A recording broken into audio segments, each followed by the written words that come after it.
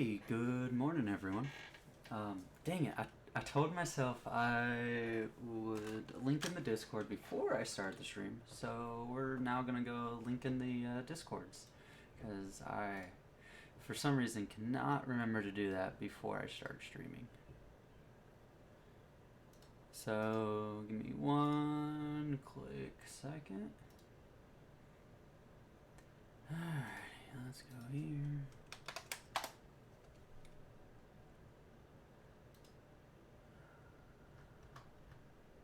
Let's go here.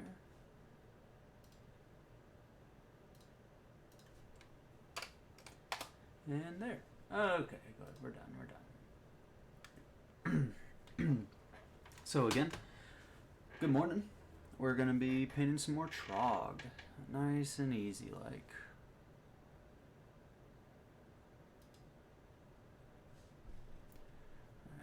Let's see if we can adjust this a little bit. There we go. Okay, I like that. Alright, so we've been working on this guy, and we're probably going to end up finishing his main body today. So what's on our agenda is pretty simple. We're going to do his lips red. We're going to put a little more red into his ears, so we're doing some red today. Some red on his knuckles to show blood flow. It's kind of what we're trying to do there with that. We're going to smooth out his butt a little bit, because it's just a little too chunked up there, the red. And let's see, we're going to do gray on our weapons, and I think that's about it. We're probably going to add a little bit more pink on these parts that are a little lacking. What else? I think that's about it for the main body. So it's pretty exciting. We're going to be finishing up this boy. We might touch up a couple other spots that we think aren't good enough. And yeah, I got to do these mushrooms here. I haven't decided on a color scheme for the mushrooms yet. So those right there, I think those are mushrooms. And then he has this pouch of rocks, so we're just going to do a quick gray on that probably.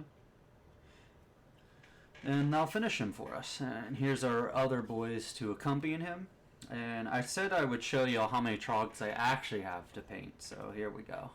Here, I'll see if I can fit them all in here. Don't worry, there's a box. We got another big guy here. Another little guy. And don't worry, I won't paint all these guys on the stream. Another little guy. Another little guy. I will paint them by myself, and we'll probably switch to something else to paint on stream after we're done with these trogs. Oh, done with probably like 3 of them, I would say is a good number. And like I said, I got a lot of trogs here, so we're just gonna keep pulling them out. Stick you right there, and then I have trogs I haven't even primed yet, so there's 6 of these guys, and then we have Trog himself, and he's a big piece, so he's gonna be real fun. We'll probably paint him together after I figure out what color schemes I want to do a little bit more on him, because he's gonna be similar to the little guys, but he's gonna also have to be different at the same time. And then we have this other big Trog I've been working on right here that we'll have to finish. So yeah, that's what I mean when I say I have a lot more Trogs to paint. Because it is a lot. So let's put these guys up here on the upper part of my desk. Oh, what's cool about this guy is he has like a little spider hanging off. So I'm pretty excited to do the spider too. And he's holding a centipede, so he's kind of cool. Yeah, so some of the trogs are different. This guy has a big hammer. This guy's holding a goblin in his hand. So maybe we'll do a different one. But I think we'll just finish the 3 that I have here. And then we'll keep moving. Because 3 is 1 unit. So this would be a unit in Warhammer. Now, let's get this out of here.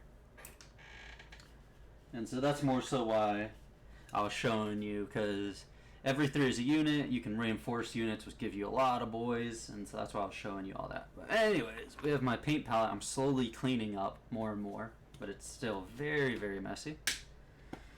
And we're just going to get rocking and rolling now. Alright, y'all can stand off to the side over here.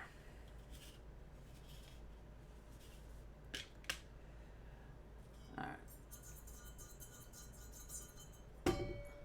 And so, what's cool is I was trying to find some music, like, non-copyright music online. And I was looking around, and a lot of it, I just don't think matches the mood for painting, sadly. So I will keep looking, and hopefully we will find it, what we want. Anyways, down to brass and taxes. Alright, might need a little bit of this today, so let's show off our paints. Again, elven flesh for our flesh, pink for our mixin into the flesh to give us this kind of dirty look on them of skin. Next, we have our gray, which goes onto their back with the silver here. So this is the colors for the back.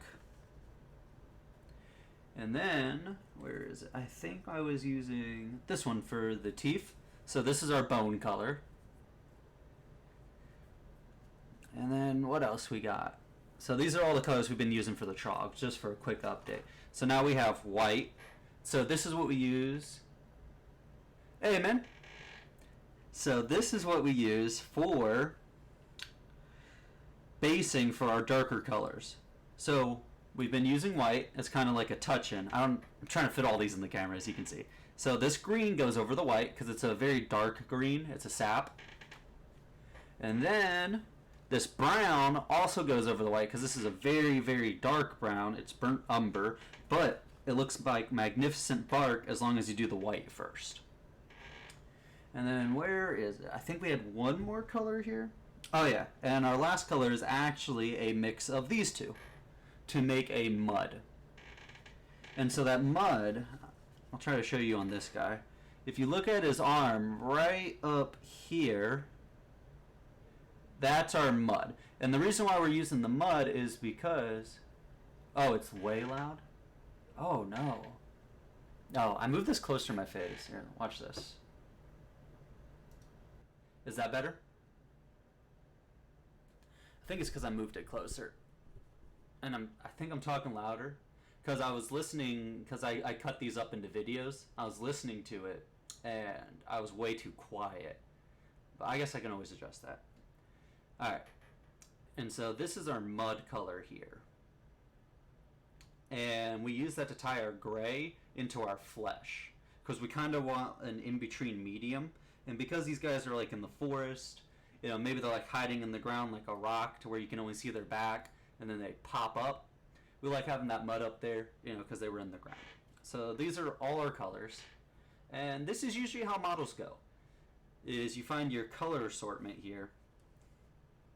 And you kind of just put it together and you make the model. And sometimes you have to mix these colors together, sometimes you don't. And on bigger models, sometimes I end up with probably double of what you see right here as the paints that I use. Because there just needs to be more. Because it's a bigger model, but you need to make it more dynamic, more diverse. And so you can't just keep repeating the same thing over and over again. But anyways, alright. Let's pitch this stuff, because we're not using that right now. We're going to be using gray. We're going to be touching up with the pink. I don't know if we're going to touch up the bones, but we might. So we'll just keep this in the back right here. We'll keep this in the back.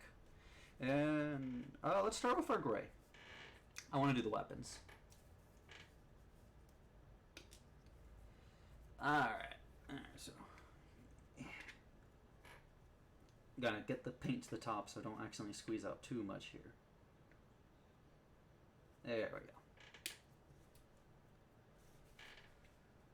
So we get a little bit on our brush here. Let's mix it around a little bit because I like seeing the texture of it.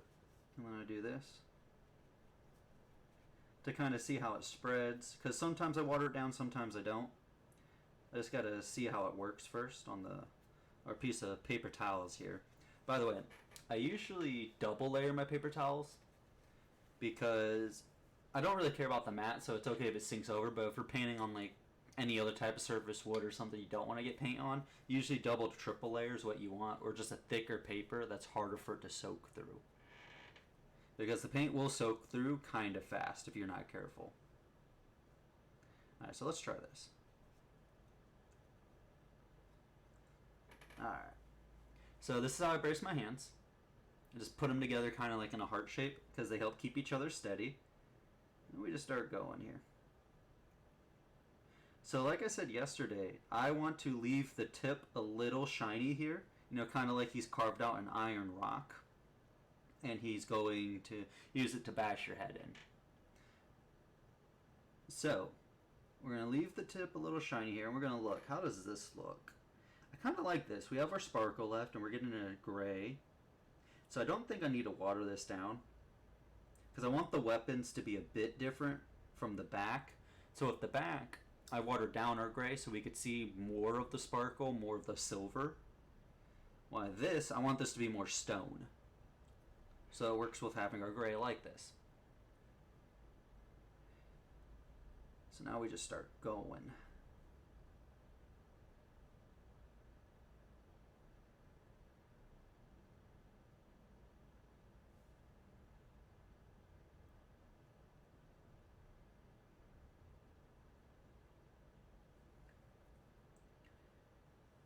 And personally, I cannot wait till we see this guy as essentially a finished product, because I'll get to show you the next step of finishing everything off once and for all. Which I think I know where my oil wash is currently. So we'll definitely...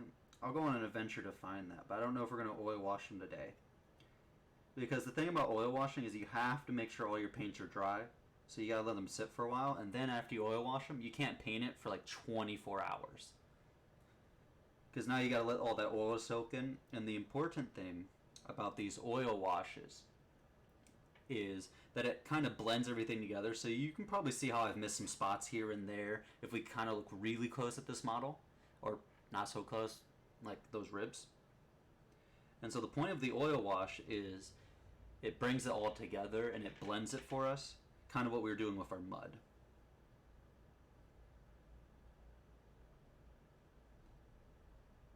So I'll do the oil wash for y'all on stream, show y'all what it looks like.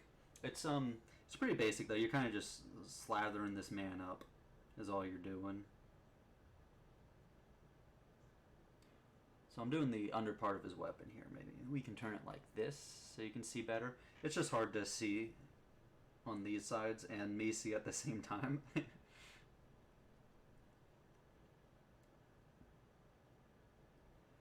You know what's crazy? When you listen to your own like voice in recordings, because we always... Thank you. He is very cool. This is my personal army, the Troggs, because they're just kind of cool. I don't know what it is about Troggs, but I look at these boys and I think these guys are cool.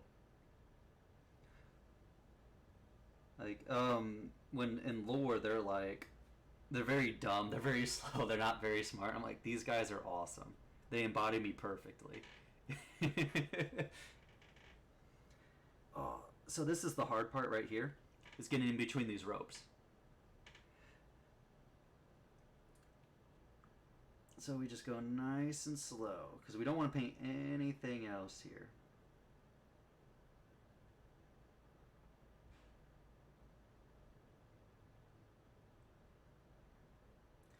Oh, and another cool thing about oil washes is they darken the whole model. So this guy, he's pretty bright right now, all things considered, even without the light on, just looking at him. So when I oil wash him, he's going to darken a lot. And then we get to paint him some more to finish him out. And so after doing oil wash, we do about one more coat on the places where we need it, and then we're just done with this guy. So it is a lot that goes into one model, but that's what happens when you're trying to get the model to look exactly as you imagine it.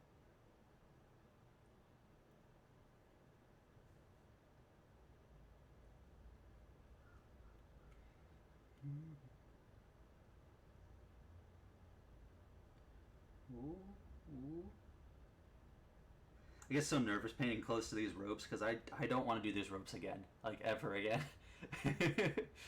So that's why in my mind I'm ooh every time I get close to the ropes.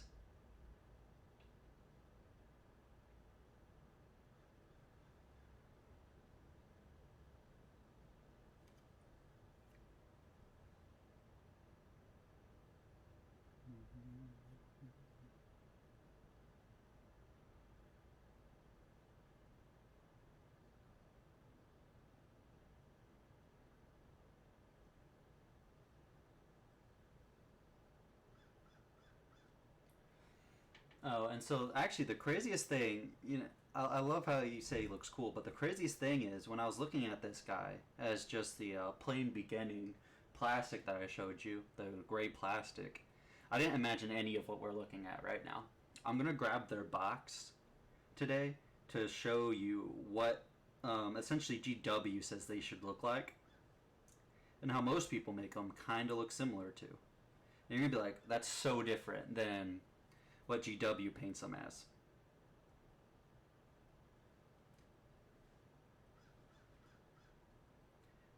And what's cool is GW tells you what paints they use, but they're Citadel paints, and Citadel paints are really, really expensive here.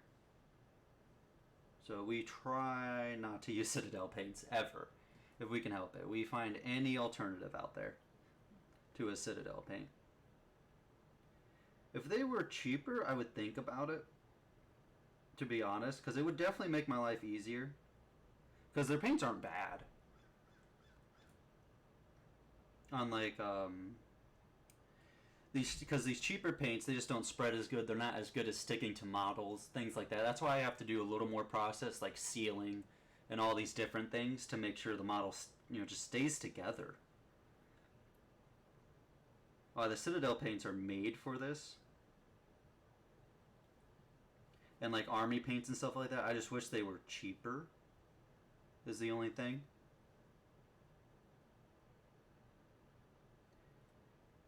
Alright, so I'm thinking about leaving the top heads of this, the steel, so this right here, and then doing gray all around the wraparound layers here. So we can keep it, just give it some more pizzazz, I guess is the easiest way to put it.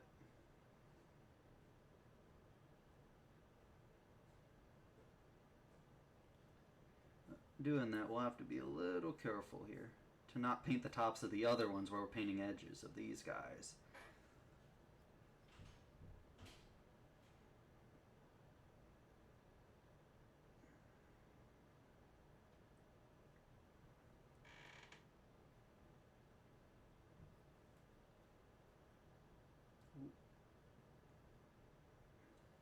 See, look, I'm already painting other parts that I'm not meaning to paint. I think my hands are still waking up.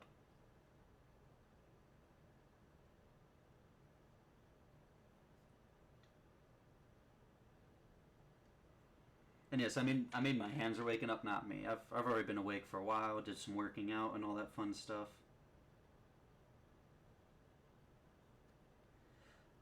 So now my hands just gotta wake up and get used to doing some painting here.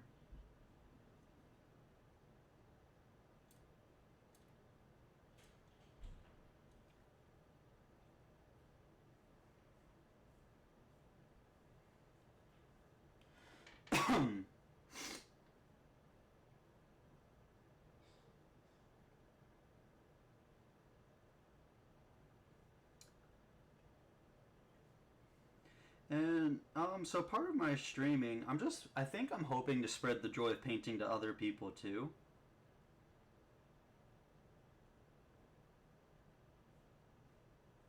Because, to be honest, I was a skeptic before I started painting. I was like, how could anyone ever enjoy doing, well, this? It seems boring. It seems like you just have to sit in place and all this other things. But, this is actually it is very relaxing. And very nice.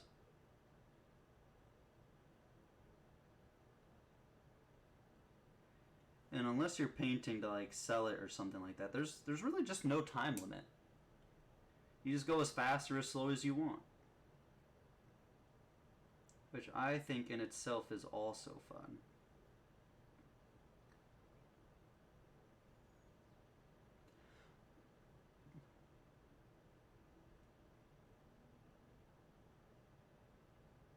Oh yeah, let's get that right there. Oh, I'm missing one spot. We rotate our brush a little. There we go.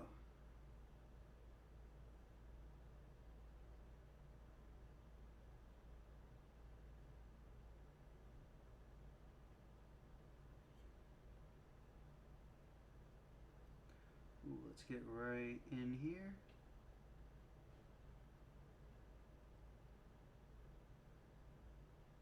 Let's get rid of some of that white right there.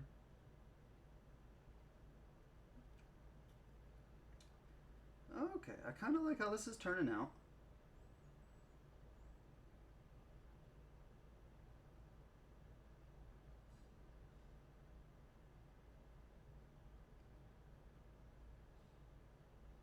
There we go. Not touching the green right there because we're not doing that again.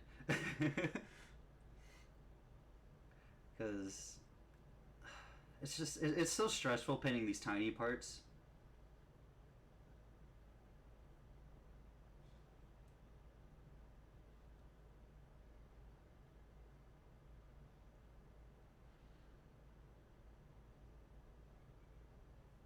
We need to get right here.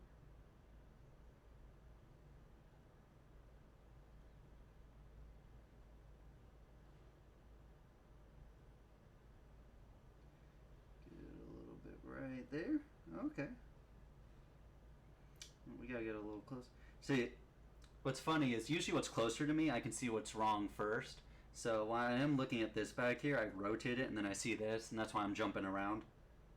Because I want to touch up, because I might forget to go back and look at it again.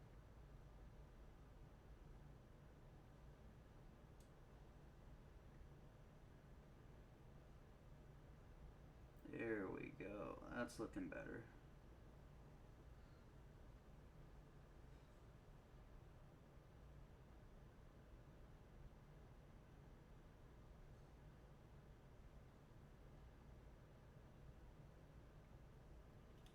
Oh, and I didn't get in between this rope right here, did I?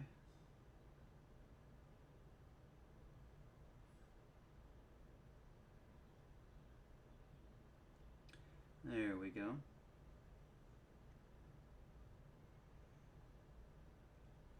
Yeah, so when I get in these tight spots, that's when I'm doing the heart lock on my hands here. Well, let's see if the camera decides it wants to do what it... Yeah, there we go.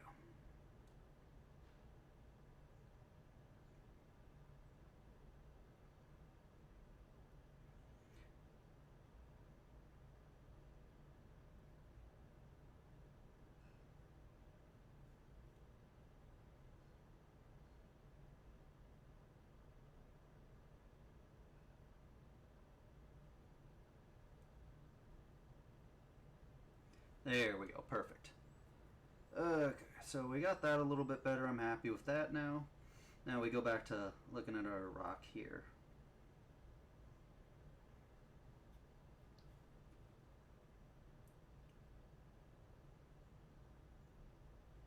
I may also do a stream where I'm just building the figures too, in case people want to see what it's like to actually build these guys, but that's not the most exciting thing in the world. It's just cutting plastic, gluing plastic together. But then again, people may not find painting the most exciting thing in the world, I guess.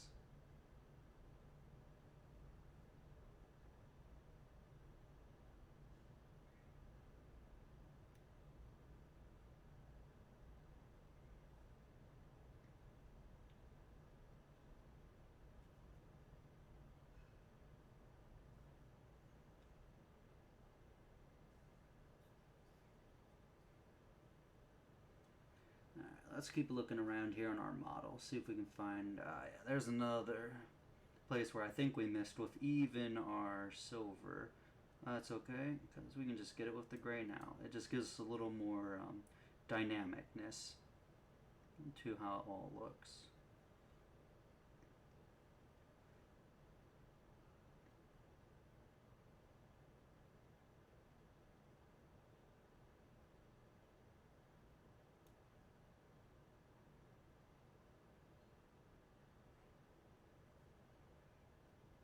down here too.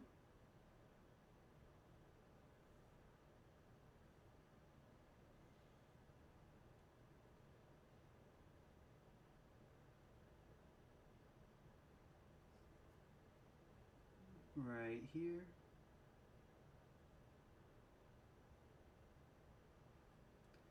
There we go. Now I think that looks like a pretty cool maw here. I need to get right here though.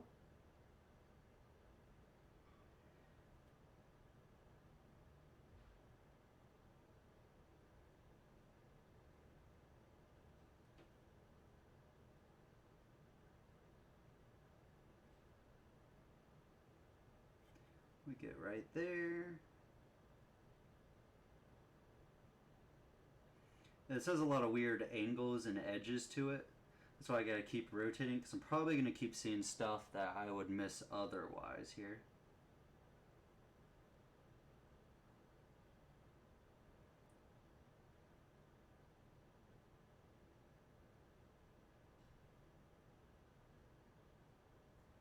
Okay, there we go. I think that's good. Okay, so now we're done with the gray on that. That was pretty simple. So because we still have gray in our palette, as you can see here off to the side, we're just going to do the stone back on these boys. So we're also going to switch brushes while we're at it.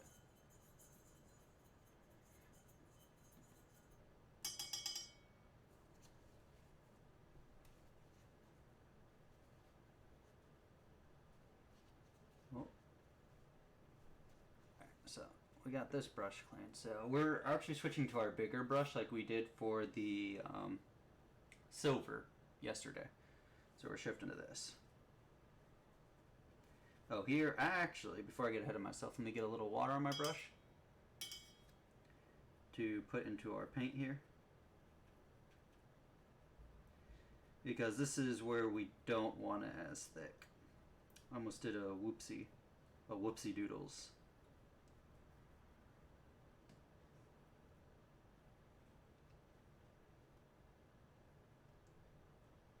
There we go.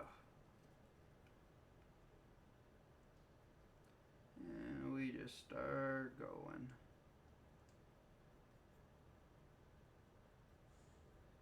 Try to get a nice good coat up there without getting too much. See these quick little dabs I'm doing?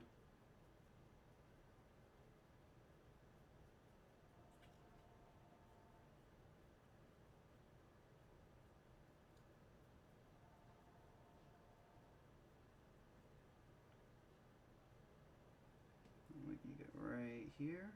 I'm going to have to turn this a little sideways.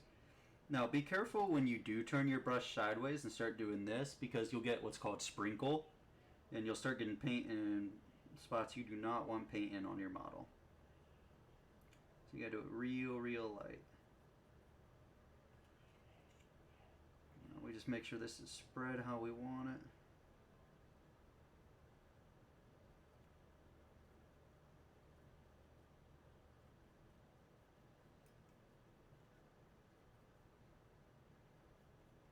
So I know I did this with a smaller brush last time doing the gray, but because I'm used to it and I know how I want it now, I can use this bigger brush to do it.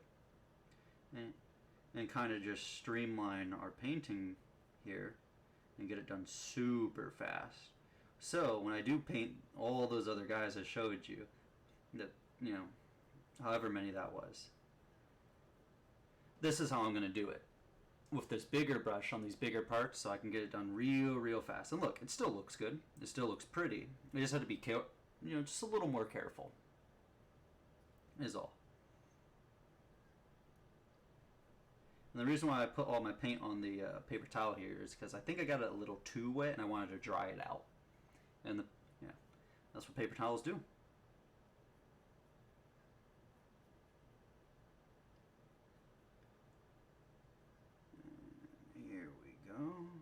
We're trying not to mess with our green here.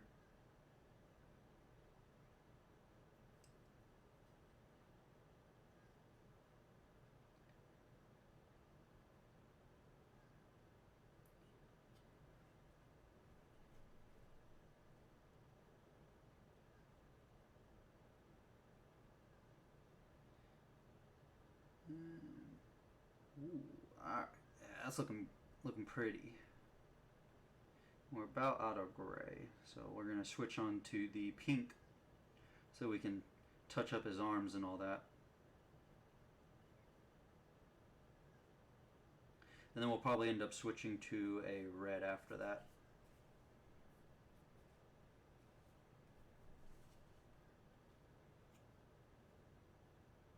Right, I was gonna get his legs a little.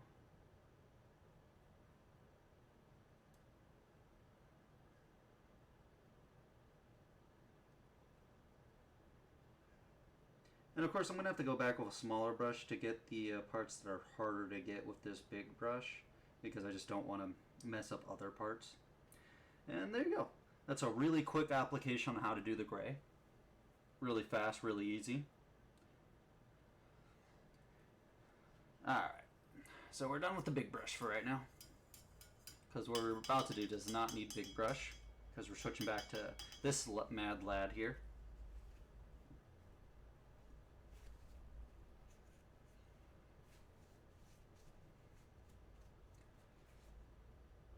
So yesterday was Taco Tuesday. Went out with family, ate some tacos, $1 tacos, great things, but they are fighting back with a ferocity all night and this morning. I tell you what, don't eat too many $1 tacos. I guess they're $1 for a reason. Oh, and I'm pinning myself already.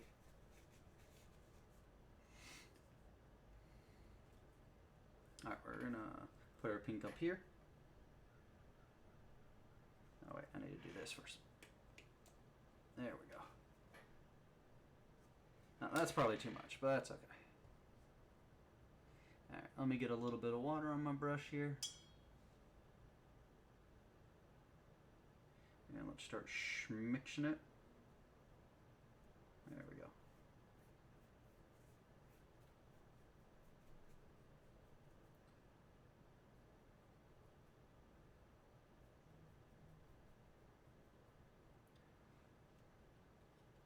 Alright.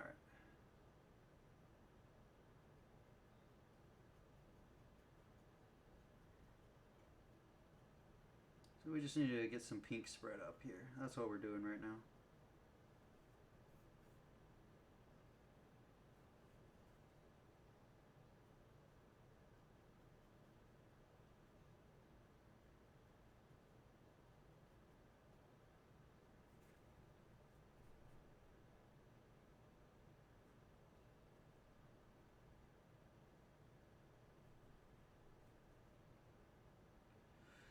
So I don't think I need any pink down where this, let's see if I can give you, there you go, down over there, because that's more hidden behind the wood, so it'd be more shadowy. You wouldn't really be as much light on it, so you just wouldn't really see it as good. So I don't think I need pink over there. Oh, I definitely need pink on my feet, though. Here.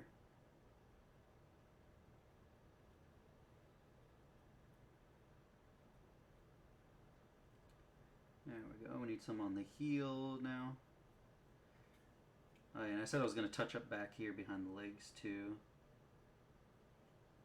I really need to make a checklist so I don't forget where I'm going to check up at or help fix up. So we're just going nice and light here.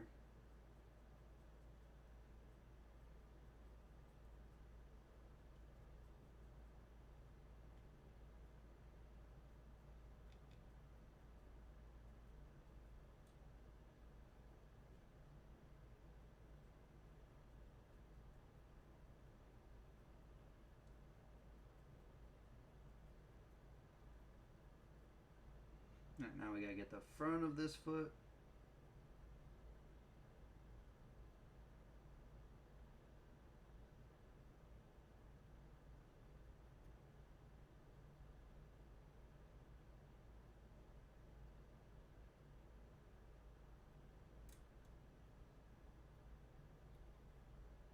Let's get this side a little bit right here.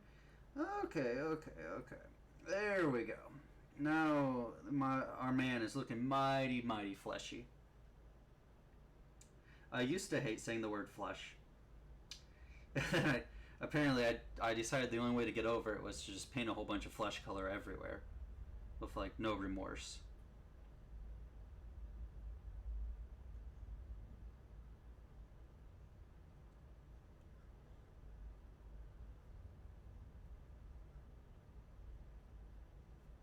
Let's get a little bit right there. So this is what I mean by touching up the model. This is very, very basic stuff, and we're hitting spots that we think could use a little more character, a little more love.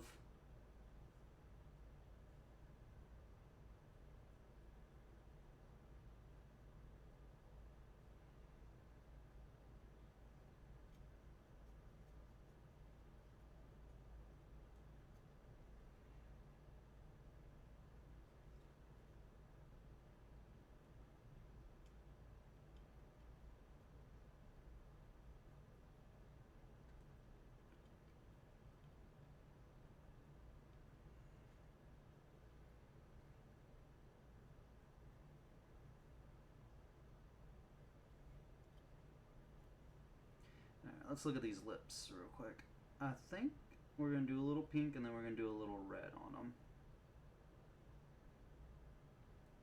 I know I said just red earlier, but we're going to do a little bit of both.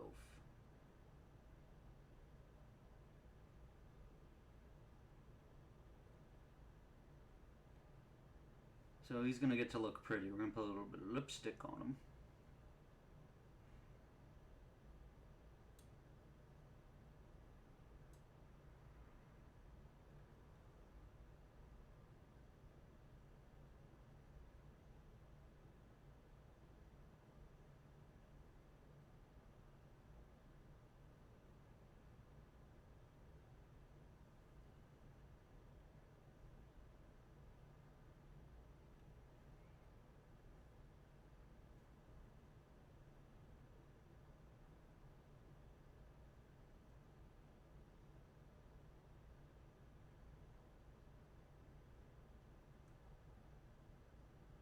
Whew. I always forget to breathe on these small parts, I tell you what.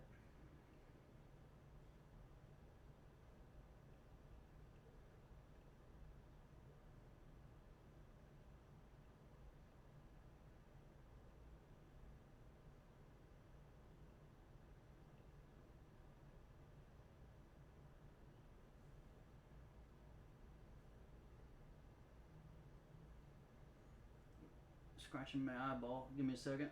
Not like my actual eyeball, just next to it. That'd not be good if I scratch my eyeball.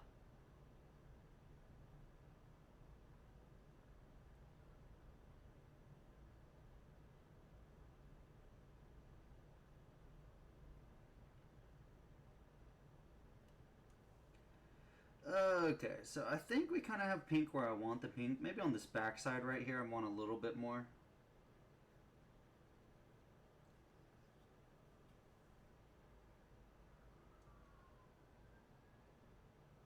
There we go. Yeah, right around there. We want some more pink.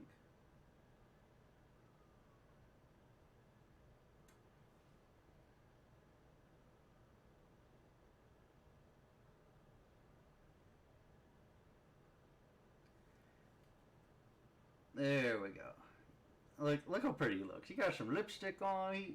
He ready to go out and give some smooches. We love to see it.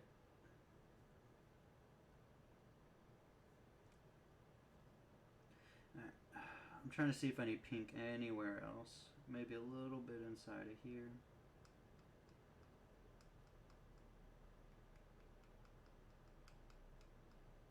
A little bit right there.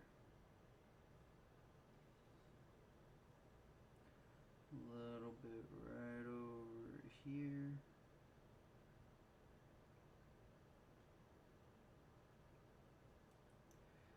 Alright, and a little bit up here.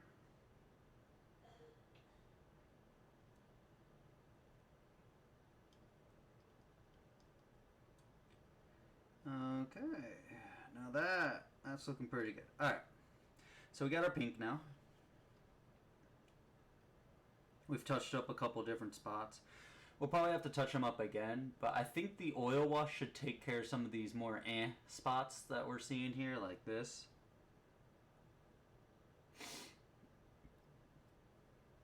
Alright, let's pull out the red.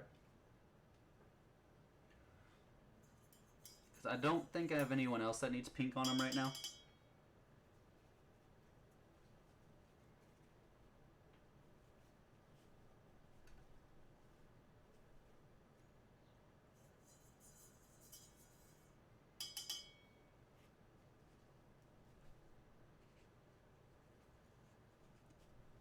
cleaning off my brush.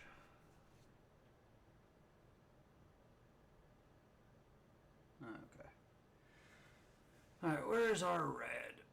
Oh, did I put it off in the middle of nowhere again? Sometimes I do that. Sometimes I just get rid of the colors without meaning to.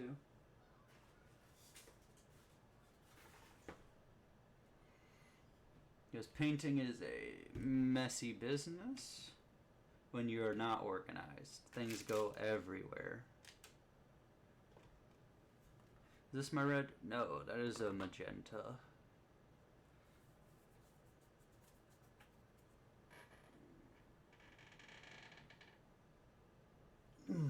Alright, give me 1 second. I gotta go dig in my paint pile. See if I put the red back. I did put the red back. Okay. There we go. There's our red. That's another color we've used. But that's only been for very light touch-ups, like on his nose and stuff.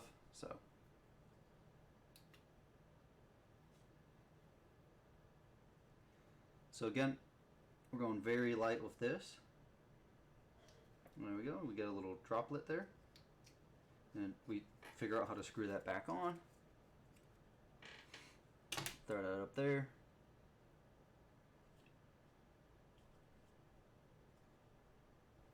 Get rid of that. Alright, get a little bit of water on our brush.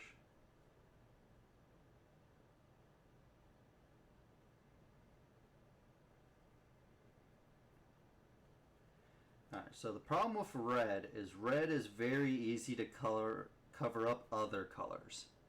So that's why we gotta be really, really careful with it.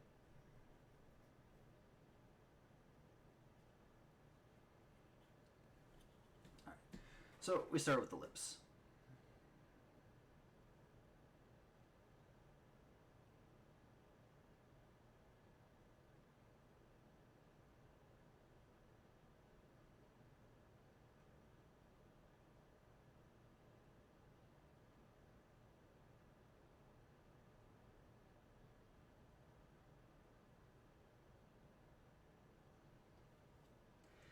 Oh yeah, that looks good. He has gone from smooches to, well, frankly, murder. So, we like it.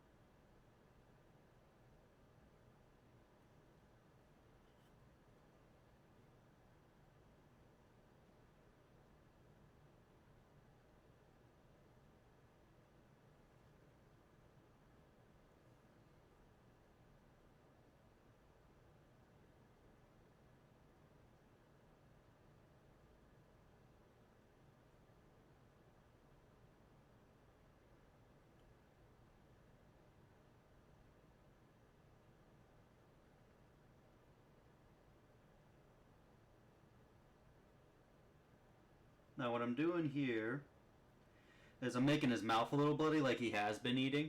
So look at that. We get a little bit of red on the teeth, and that helps a lot. Oh, are we going to focus, camera?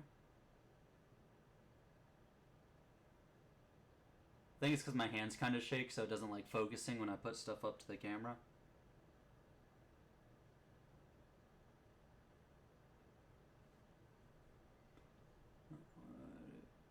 Will this help you focus at all?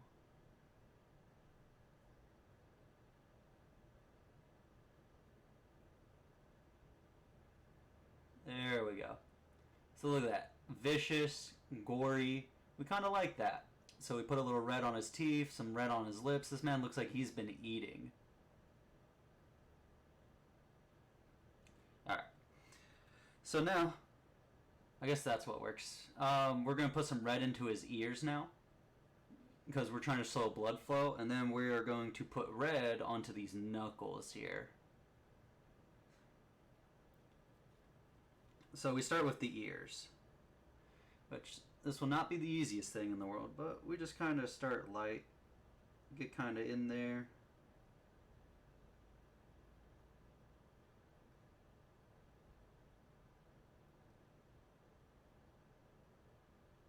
There we go. And we switch sides here.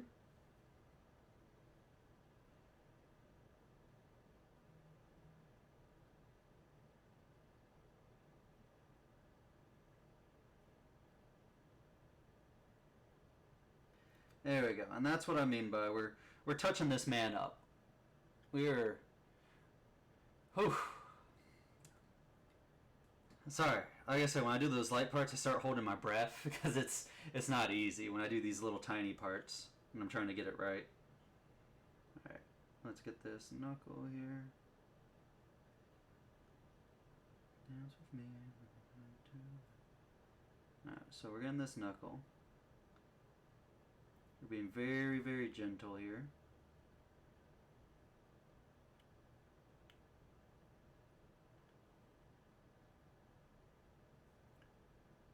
Need some more red paint on my brush. And we keep doing it. See, we're doing this just this little tiny side to side motion here. Just making sure we're getting an even coat that we're looking for. So we go to this side and we do the same exact thing. We just do this little side to side. And you can tell when we start running out of paint on the brush because it does this little spitter spatter here. So we just get a little more on the brush. We brush a little off on the paper towel. And we just go again.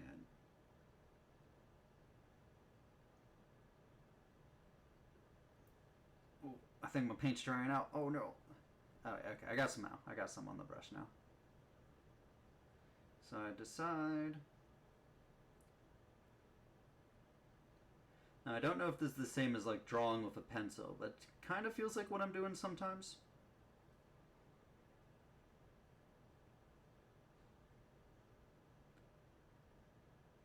You just want to get the top of that knuckle real nice and pretty there. There we go.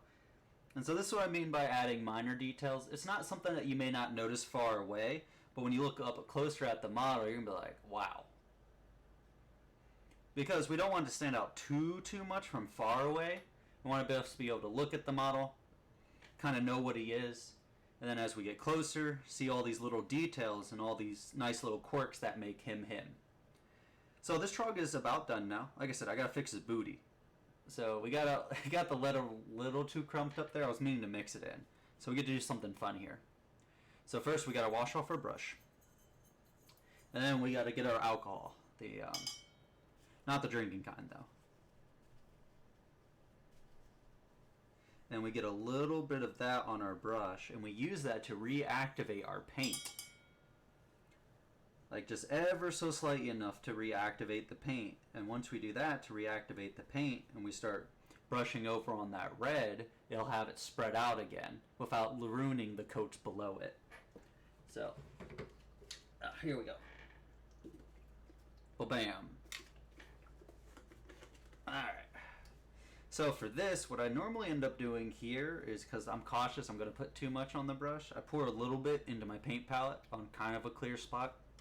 So I can kind of just dip my brush in there. We don't need a lot, so I'm going to be... Oh! That's why I poured it on the paint palette. Because I say I'm going to do it lightly, and then I do not end up doing it lightly. It's okay. Alright, and we do the tiniest of dips here. We brush a little off on the paper towel here. There we go. Alright. And then we pray we did it right, and we go to the model.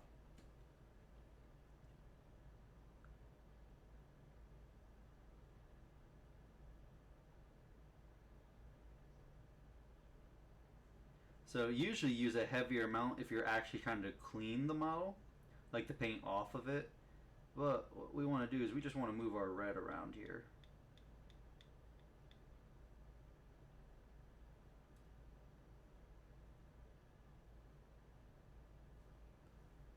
Oh, and if this doesn't work, I have a backup plan. But I think it's working. I'm not completely sure though.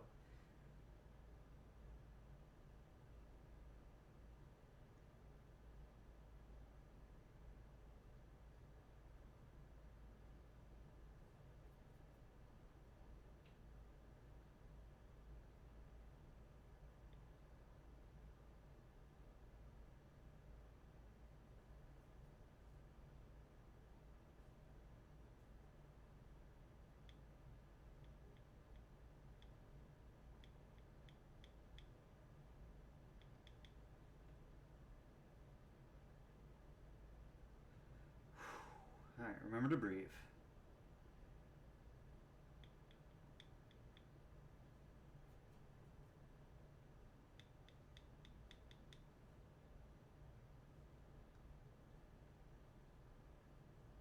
I think I got a little too much off there.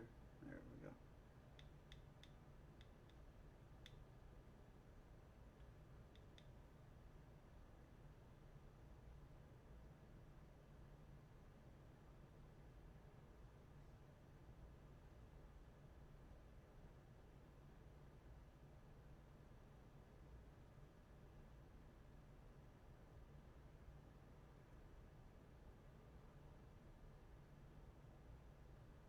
I think I messed up.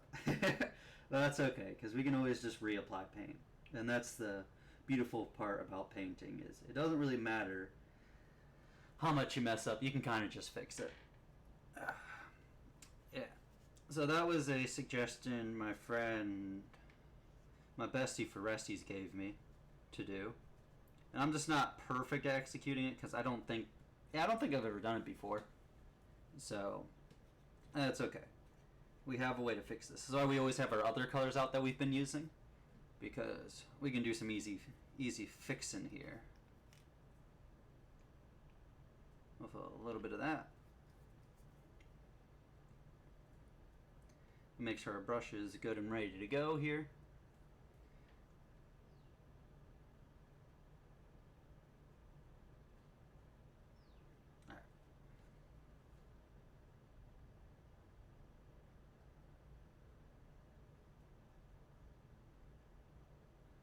Now we're just covering up this black spot right here. Is already. I thought my nail was bleeding for a second, and I saw that.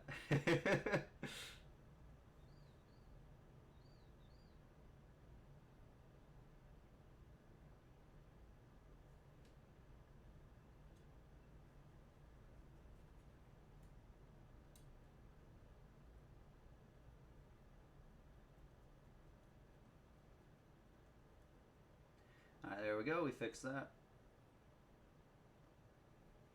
I'm just using this to clean my brush right now because I don't really have another use for it. And it is very good at cleaning your brushes.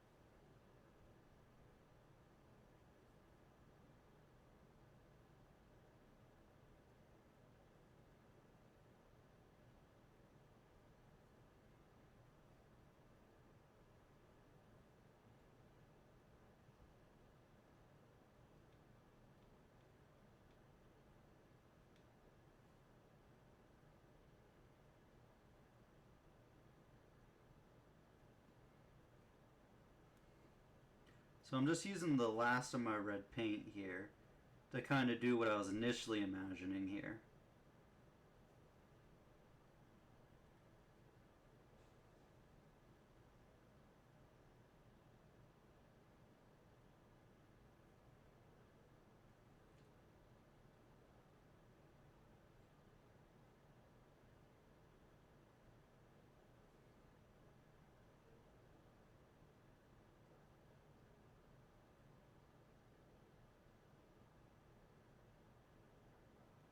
There we go. I think I like that better. Alrighty, and is there anything else I gotta do on this boy? I gotta do his nails. And then I think we're kind of just done here. And then he's ready for his oil wash. So let's get his nails real quick. I always like watching this swirl around. All the paint pigments there.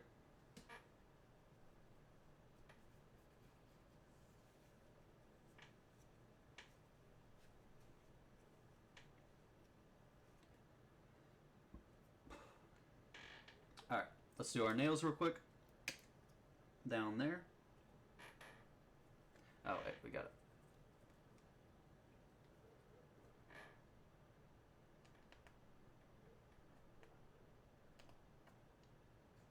There we go. Get a little tiny bit of it.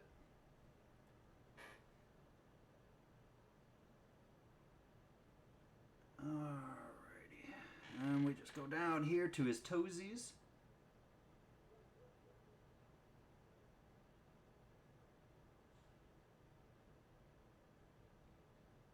And we just start applying.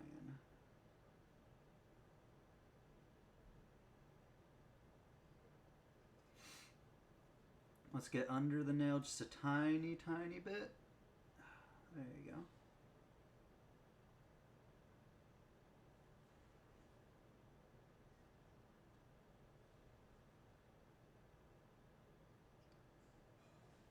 Okay.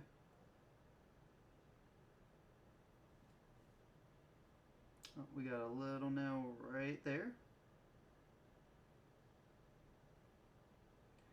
We got a little pinky toe.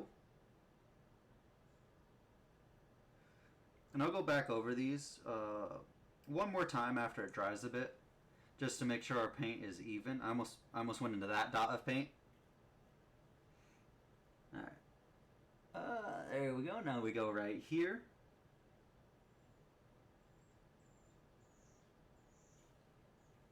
Oh, my hand's slipping. It's not working.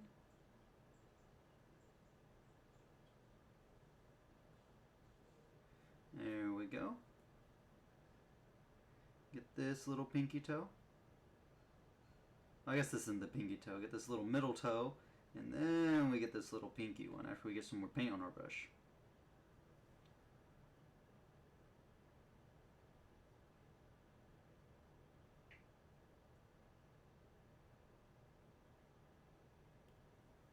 And we switch back to the other side.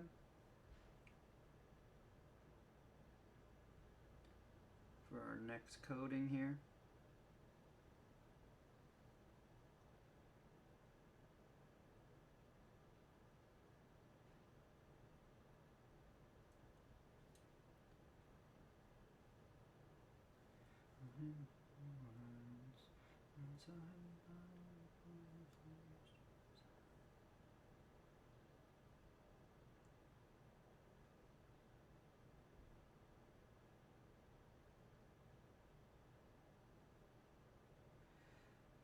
Look at that. A beautiful boy. You got nails now. Alright, now I'm just examining our model here. Seeing. Oh yeah, we got the mushrooms, don't we? I don't know what to do for these, if I'm being completely honest. So I'm probably going to have to think about what I want to do. Maybe like a red top with a brown stem, or like a tan stem. Alright, but...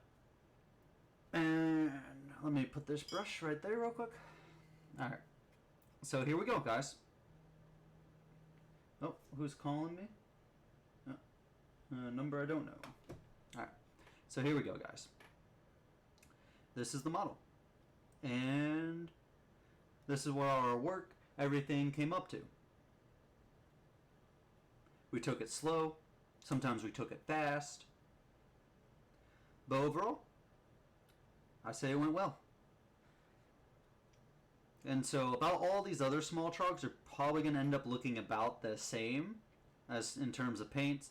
Of course, they'll look a little different because they'll be holding different things like rocks and whatnot. But overall, I'd say this was a resounding success. And I'm really happy that he came to this, and he looks this good. So, now that he's done, where do we go? Obviously, we could paint more trogs. We could paint a million trogs. But I don't know if I want to paint a million trogs. So, I'm going to grab a different model real quick. I meant to prep beforehand, and I'm going to show you all how metallics work. Metallics are great. They're fun. They're just a blast. So, 1 second.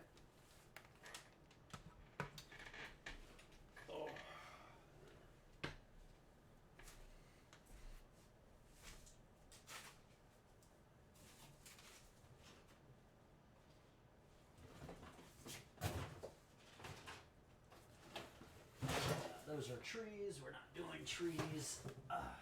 That's spiders. We're not painting spiders. There we go.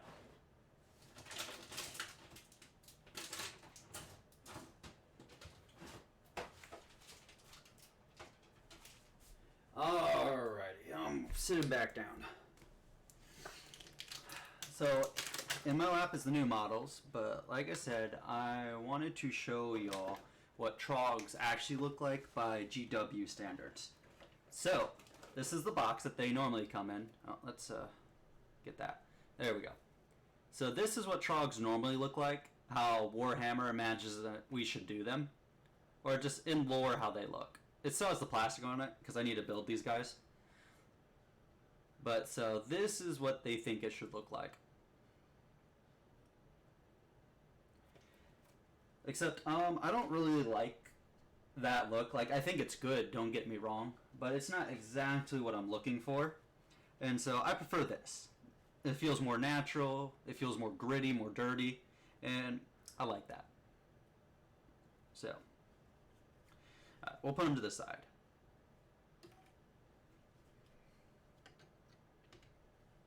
And of course, we'll add effects to them later. I just don't have any of the things that add effects. So now, I was asked about D&D models. So, as I said, I don't own any D&D models to paint, but I own something very, very close. These little guys. So they're part of a different game, but they're a little smaller than D&D models, but roughly around the same size. And they're people and figures. And the most important thing is, these guys are actually made out of metal. These models that I'm holding. So they were something else to prime and put together. My best friend Sal ended up actually helping me with these guys. And so we have some cool models here. So I'm going to show you all some metallics and things, because these guys are wearing metal suits. So I believe these guys are supposed to be like Greeks. So I'll show you a couple of these guys. Not too many, I don't think. And we'll do some painting on them. And then some of these guys are not the Greeks. They're like desert dwellers, I guess you could say. So we're going to avoid doing them, because we don't care about them. We're just going to do some Greeks. I'm thinking about either doing him or him, because both of these models are amazing models. I think we'll do this guy. And I'll get to show you some cool metallics here. So in metallics, you tend to use those in painting metal armor, things like that, which makes sense. So now, let's clear these out of the way, because we're not using these right now.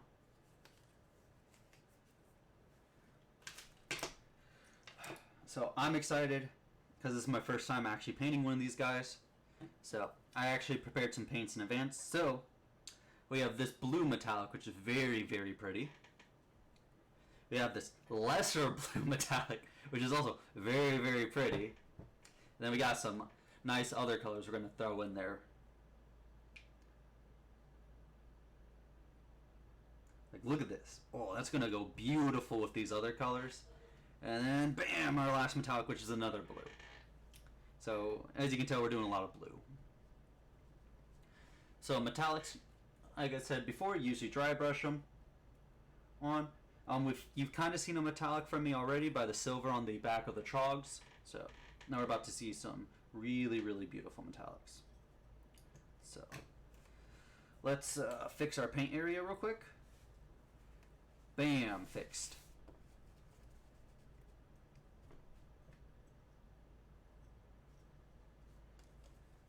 Alright, and... oh god, oh no! Alright, let's see what we get here. Actually, where are my separate paper towels? I usually keep a separate paper towel on my lap to dry off the blush. This.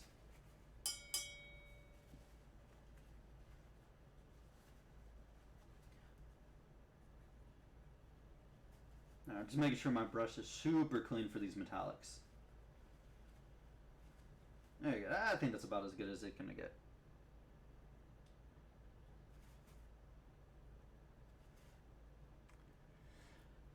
Alright.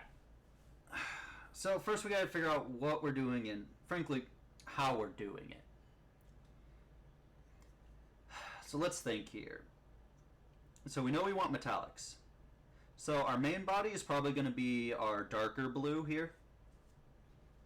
Then we're going to use our lighter blue for our wings, I think. Actually, you know what? We're going to save the darker for the gun. We're going to do the main body as this. And then we're going to accent with this. So, let's go at it. So we're going to start with main body first. And so you can also see what I mean by main body. And, oh man, I've never used this one. Now you get to see me struggle opening this thing.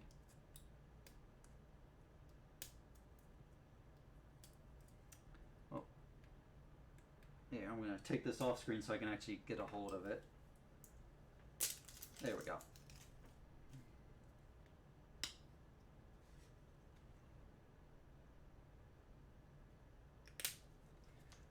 Oh, this may have unshook itself. Usually these are good and you don't really have to shake them. So, there we go. Look how shiny and beautiful it is. Oh, I love metallics. If I could paint in nothing but metallics all the time, I would. And my best friend Sal, he already knows this. That I am definitely mad for metallics.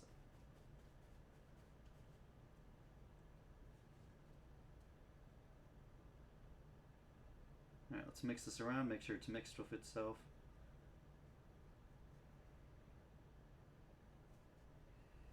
Alright, and then we start our metallic process here. So I think we're just going to start on the leg. And as we get this on him, he'll come more to life. So we're just going to start lathering him. It's still a little wet, that's why we see it bubbling.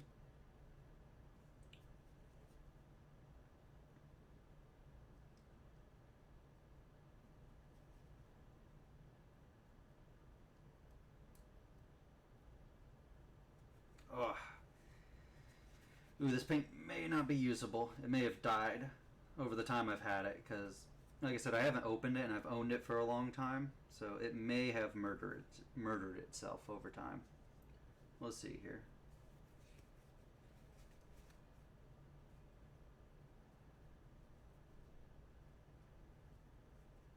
Maybe not.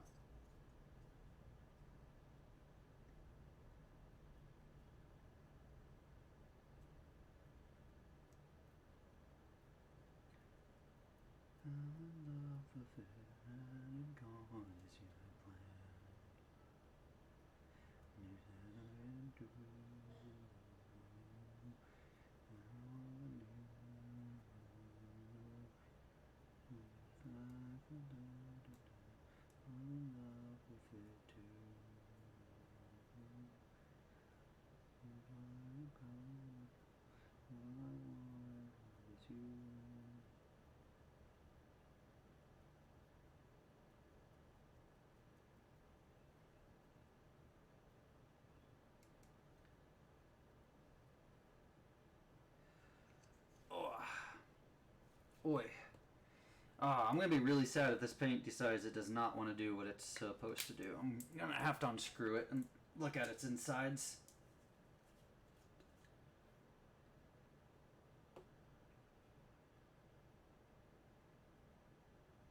And get paint all over me, of course, at the same time. Alright, I need a stirring stick now. I have some toothpicks laying around. just in case this happens. So let's grab this. And let's do some stirring.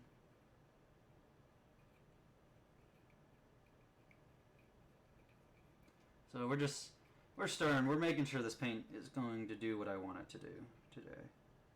And scrape some paint back in there. Remember not to breathe deeply while doing this. And we're just going to stuff that toothpick somewhere where it'll be safe. And we don't have to worry about it gooping up everything. Okay. So we'll see if that fixed our problem here with our metallic.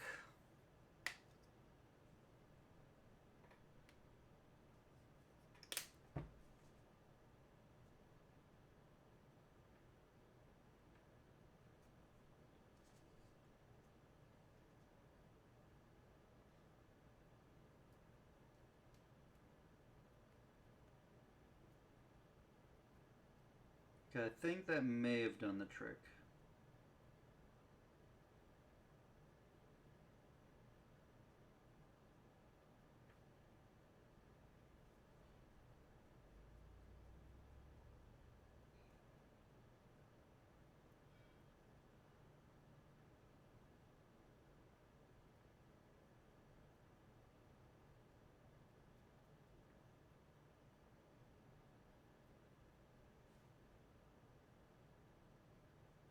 Alright, so he's slowly coming together. Part of the problem is he is metallic, so paints probably won't stick to him as good.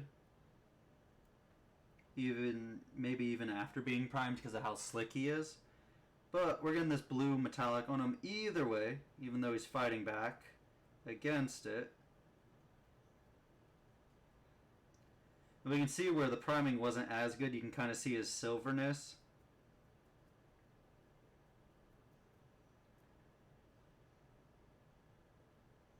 But we were lathering all around this man, slowly getting it there.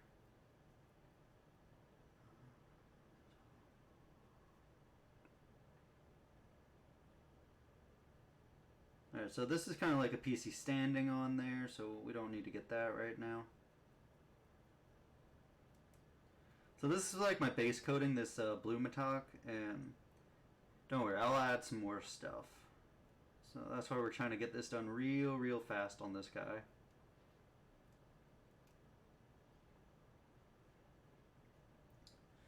Oh, and so I kind of imagine this as like, because I know I said I'm painting this guy to kind of like I'm painting a D&D character. So I'm kind of imagining maybe he would be a knight then. Or maybe you're doing like a futuristic D&D. You know, like a cyberpunk D&D or something like that. Because I know people do run different types of campaigns with all this kind of fun stuff.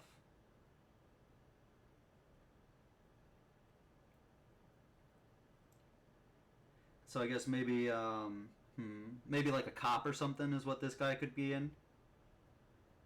Kind of swoops down, asks the party what they're doing. You know, arresting the, I guess the futuristic thief for being a butt. I don't know, I kind of usually find that rogues are, go against game flow. That they're usually trying to do something to make the party not go in the direction that the DM wants them to go in. Which is fine. But it can definitely be irritating. Alright, let's look here. Alright, I need to get this right here. So we're definitely going to have to do a couple more coats of the metallic. We just got to kind of get into some of these spots here.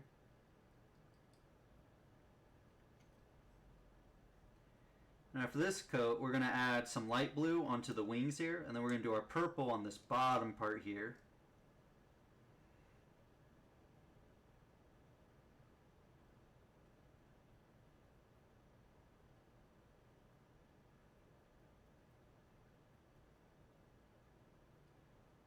Right now we're going. We're just trying to get this base coat everywhere we can. Because I can always touch it up later, work on it, fix it, all sorts of things.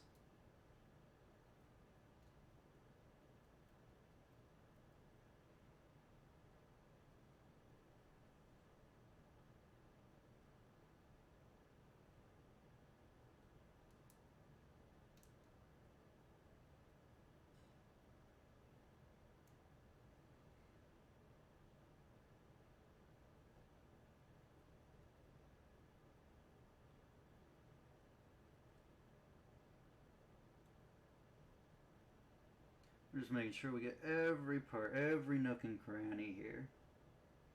Because that's the most important thing about the base coating, is it's just everywhere you need it to be.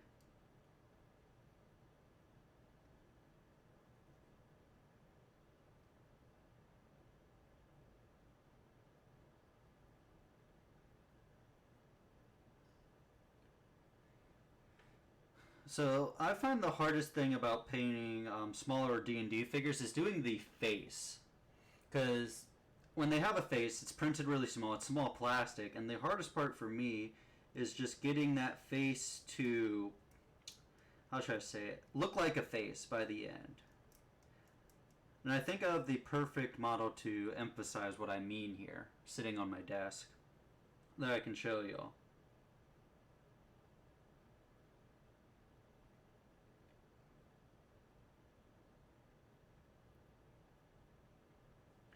About what I mean with the face, because I don't know, I have a hard time with more detailed painting. When I'm just slathering paint up there like I'm doing now, it's easier. Because I guess, you know, it takes less control. I'm not worried as much.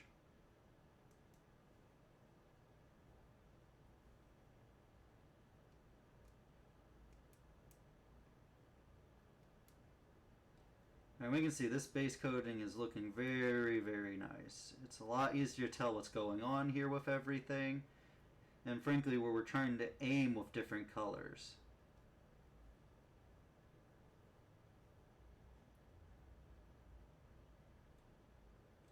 Because sometimes I'll do my base coatings and then figure out my main colors after that. Because now I know where I'm going to be going. Okay, so now we got this pretty blue up there. Now we're going to switch to our lighter blue for our wings. And we're going to hope and pray that the lighter blue isn't messed up. Also going to have to take back out the stirring toothpick.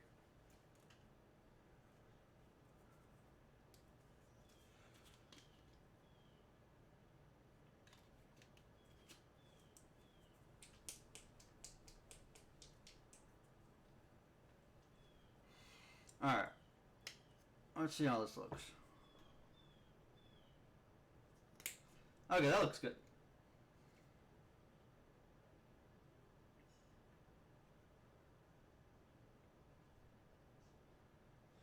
I was about to paint the gun.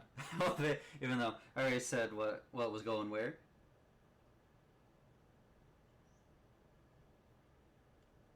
So the reason why I'm doing the wings with this lighter metallic blue is because whenever we see wings, we think of flying, being in the sky, you know, the thing that, you know, because birds and whatnot. So I like painting them a lighter blue, kind of like the sky.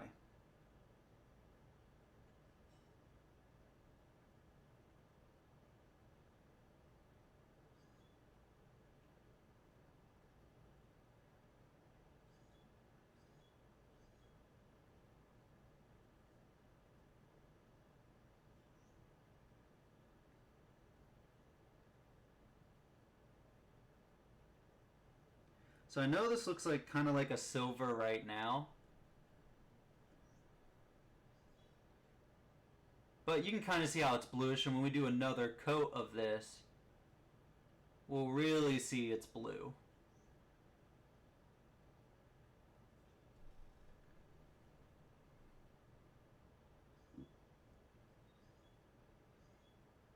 Alright, now we get this other side.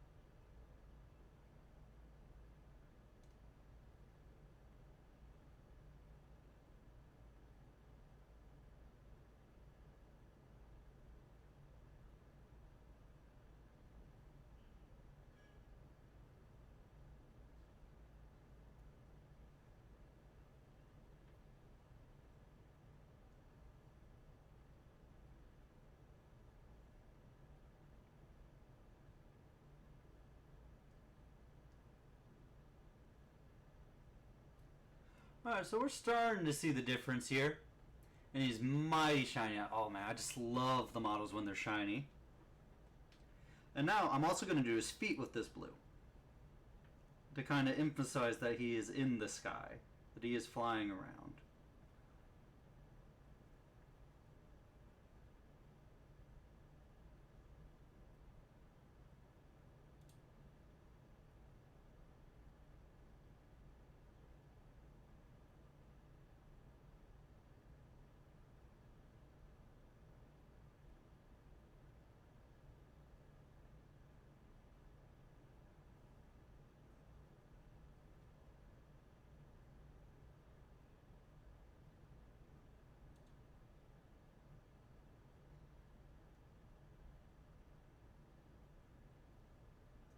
So there's one foot, and we move on to the next one.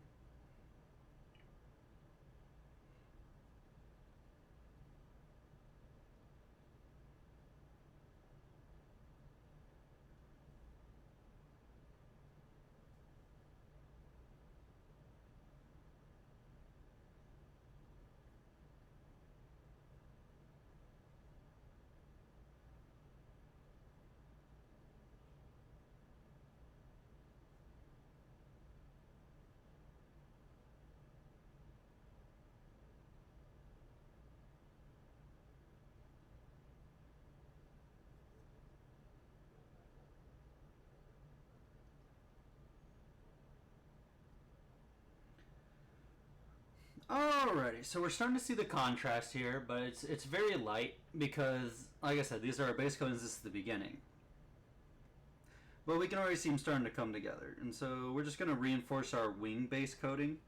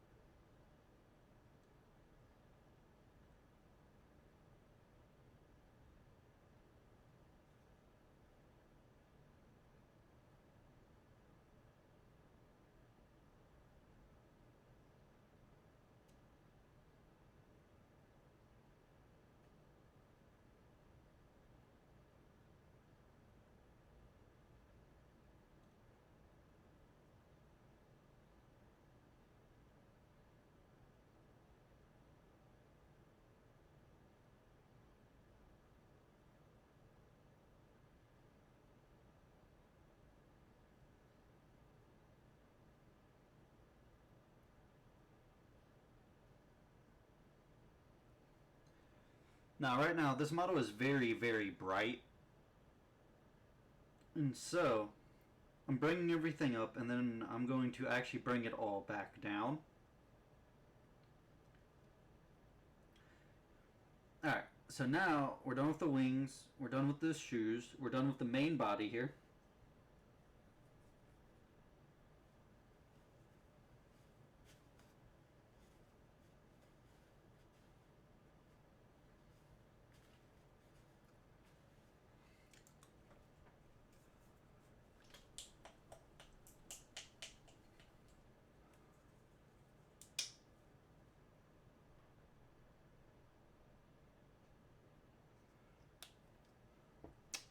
And so now this is going right here.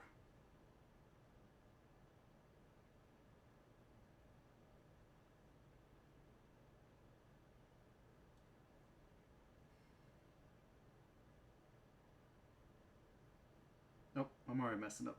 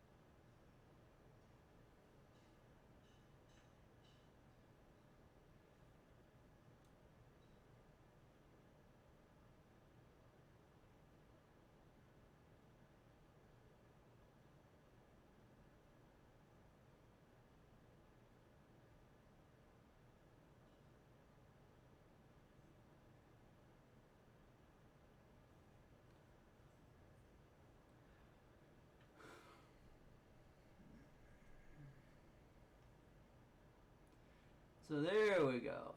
You can see we're getting a little bit of purple there. Purple underneath, which goes good with all this blue.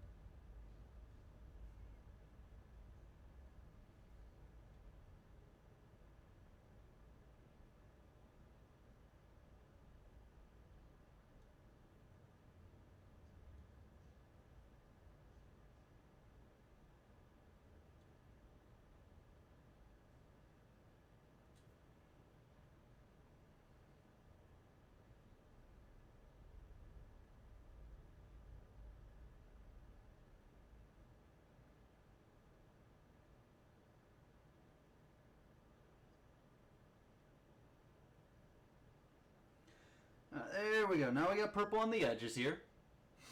And so now we get to do our guns and weapons.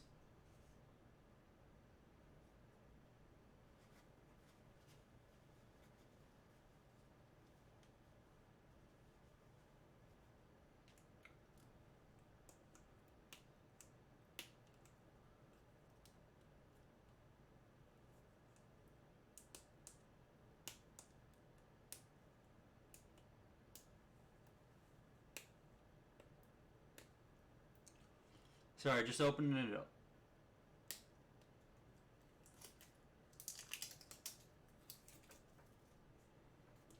There we go. Now let's shake it up a bit.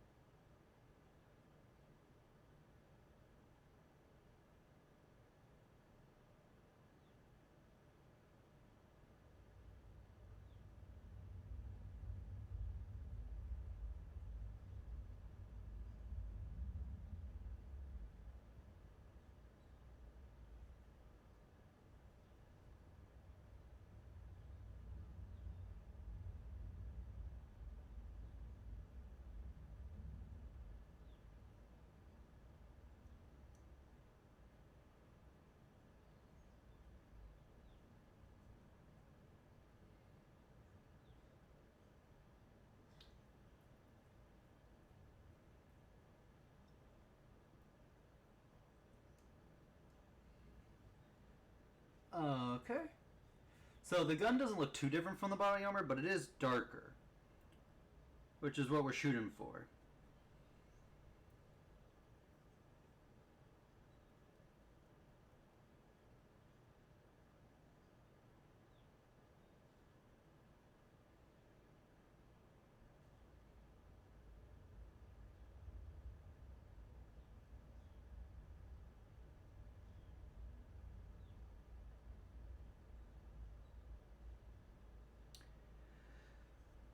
Alrighty.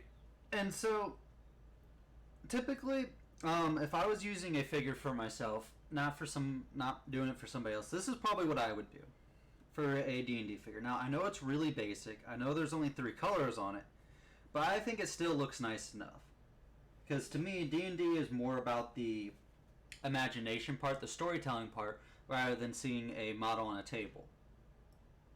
Now, I know that would obviously not be good enough for a lot of people, and so I could put a lot more detail into them, a lot more colors, but I would be happy to see this on a table. Like, myself. Especially if it's like a one-off character or you know, just like a little NPC. I'd definitely be happy just seeing that. And I guess if it was your character yourself, you'd want a lot more detail than just this. But to be honest, to begin painting and starting somewhere, I think this isn't bad. And then you just improve, you find spots that you want better, like, oh man, maybe I want red on the lens here. Or, you know, oh, he has a visor, maybe I want to try to do a color there. I think, because, hell, that's how I started. But, so I think stuff like this is perfectly fine for D&D. If you just want to paint it yourself. And, you know, you don't have a lot of time on your hands. Takes about, what, 10 to 15 minutes to do this? But anyways, back to Warhammer. So we got our Trogg done, and I guess I can... Now, I'll save oiling him for the end of the stream. Let's see. Oh, I said I would show you what I mean about faces and not being good with them. Here we go. Here's a really good example. So this is a Warhammer model. Something you'd probably think of more when you think of D&D. And look at this man's face. I got the skin tone correct. I got leather on him. You know, I made his cape really cool on the inside. I made the fire look good, but just... I'm just kind of bad at doing faces and kind of keeping the detail. There we go. On that. I mean, I hope eventually I'll get better, but that's what I mean by just not being good at faces. I'm definitely better at painting monsters than, like, people. Monsters, animals, and things like that. I think that's my forte. But I wonder what we should do next. I didn't think this far ahead. Because we got our Trogg done. I could just paint more Troggs. But I don't know how entertaining that would be. And then we take our little thing here. We just fold it. There we go.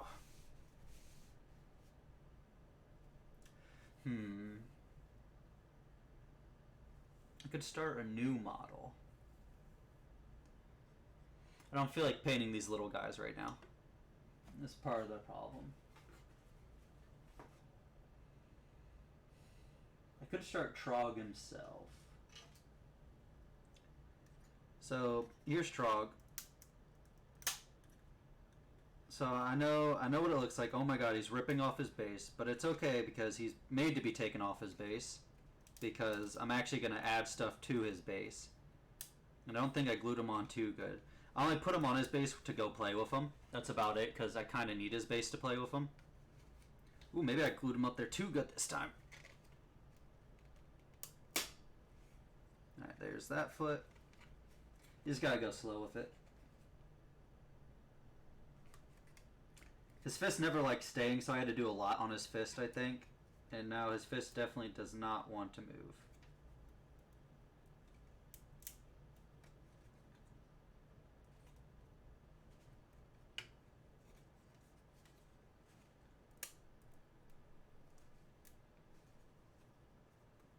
But But the reason why I'm taking him off his base, because he's going to be a lot easier to paint off the base anyways.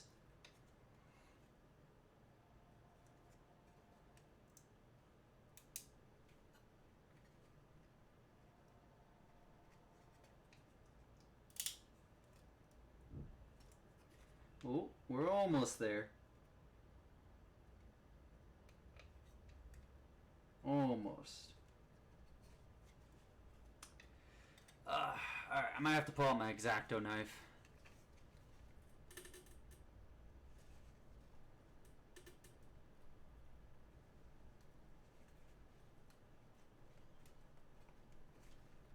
Yeah, it seems like that's really, really up there.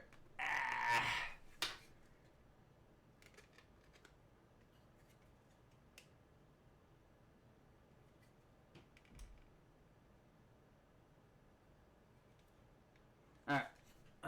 Where's my X-Acto? Probably with all the building supplies.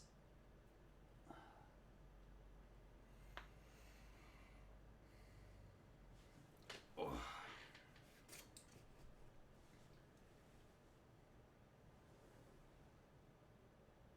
there it is. Alright, 1 second. I'm grabbing my X-Acto knife so I can actually get them off and not ruin the base.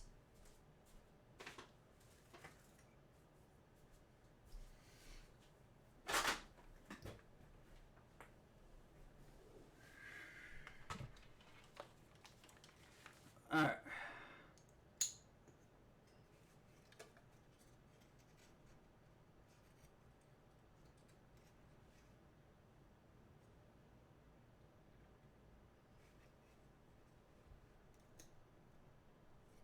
I don't want to cut the plastic itself, so I'm being careful here.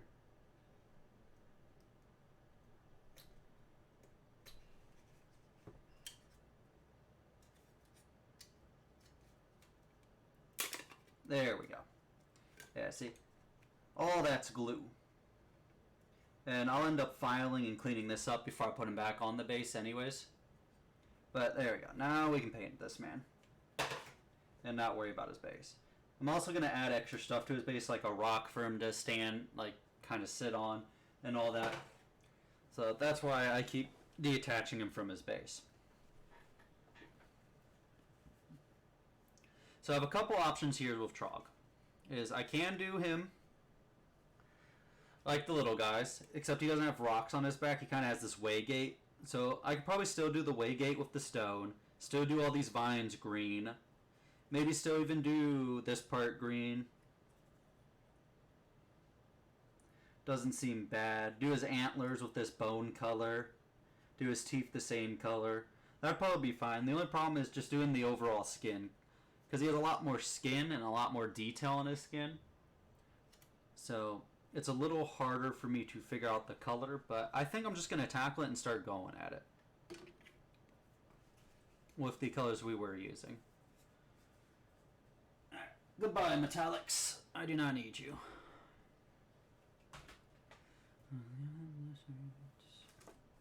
Alright.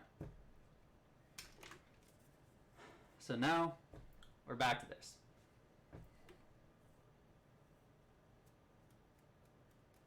But we're going to use this time.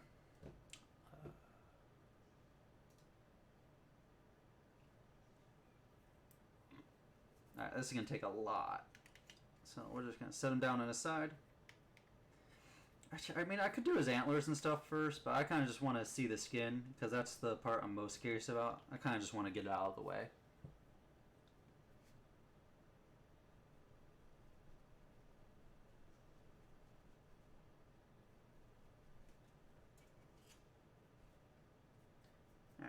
Alright, we start taking it away at this man.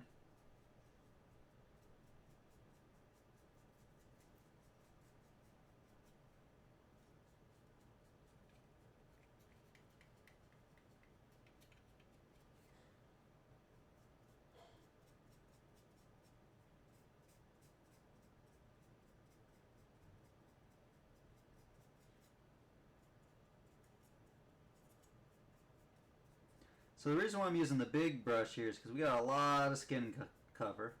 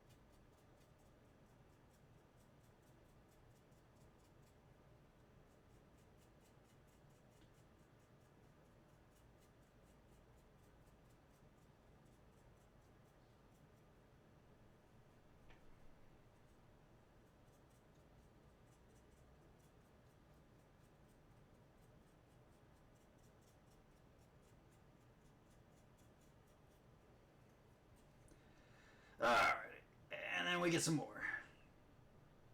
We're going to be using a lot of this.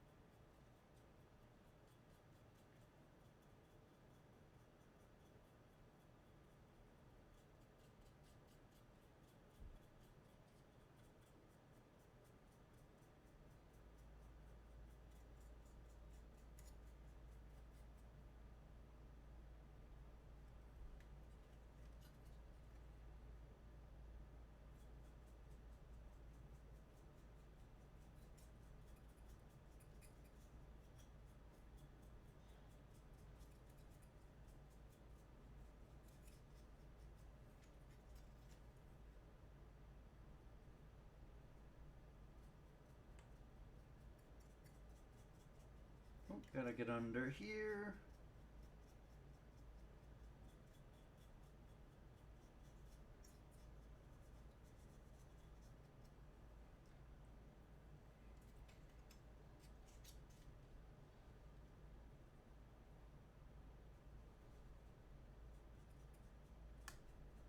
Oh, poke the camera. Sorry about that.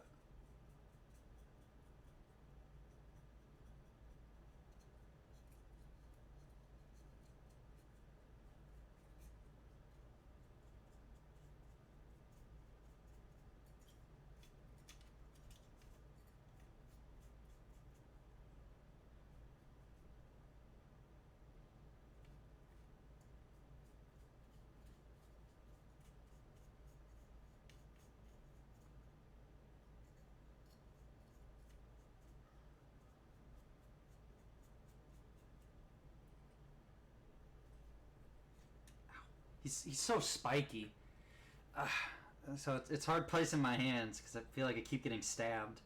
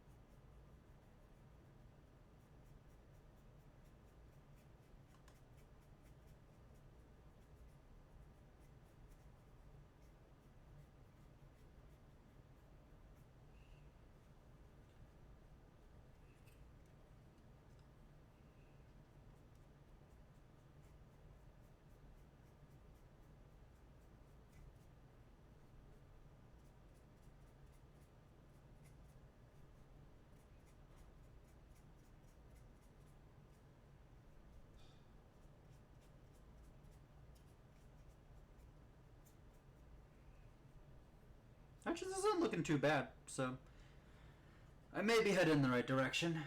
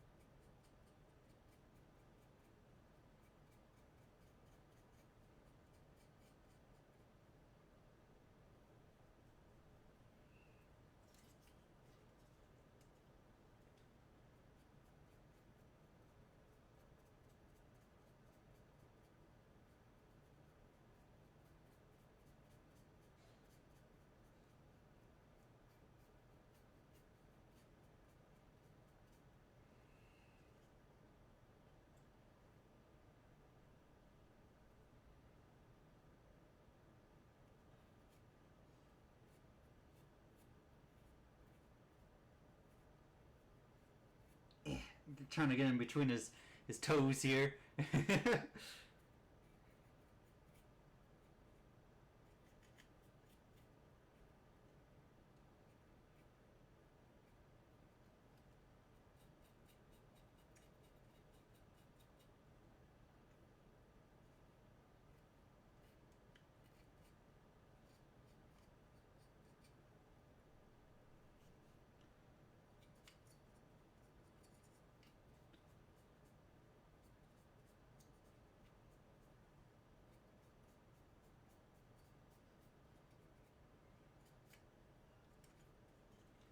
Whew.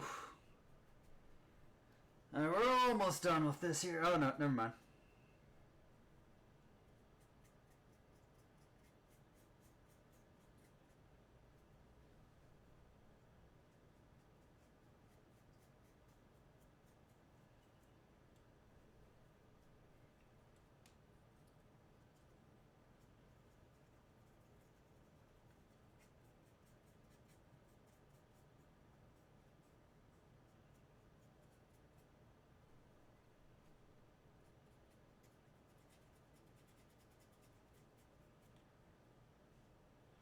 Oh, oof. Bless me. Oof.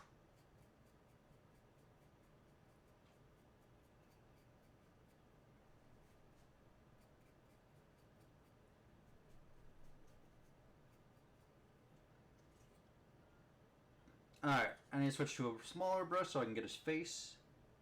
Because I don't need to up there with this brush. Stay. So let's clean this brush first.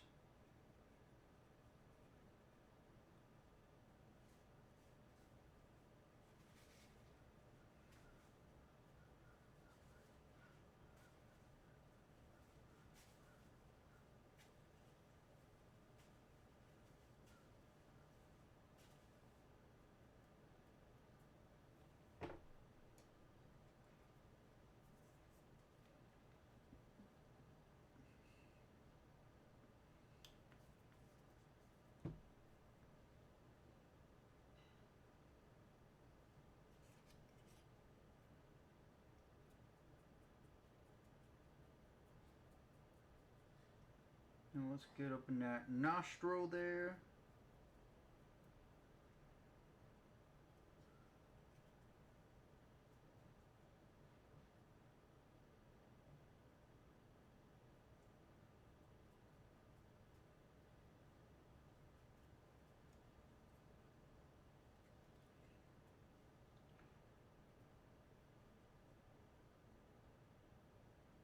You got some ears right there, right here.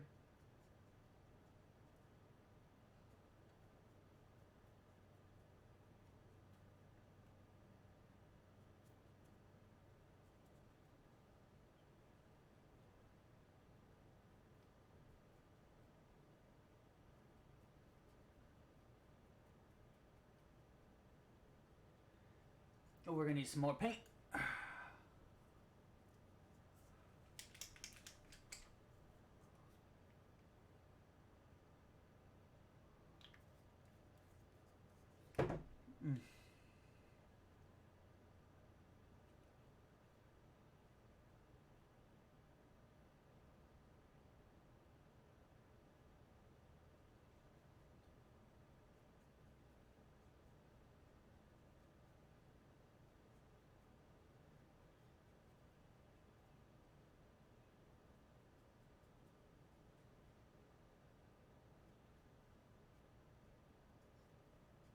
Trying to get inside his ear all the way.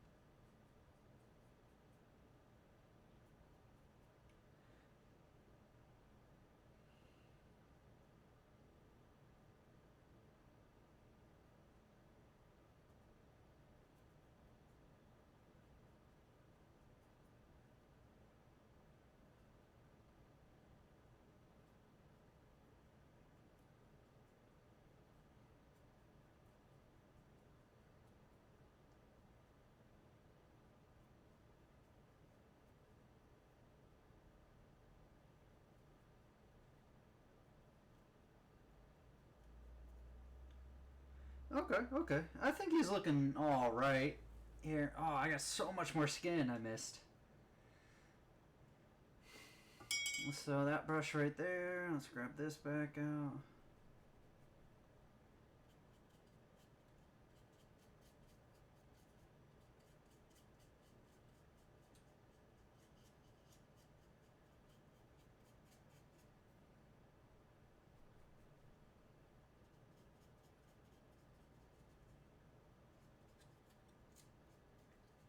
This guy is fleshy.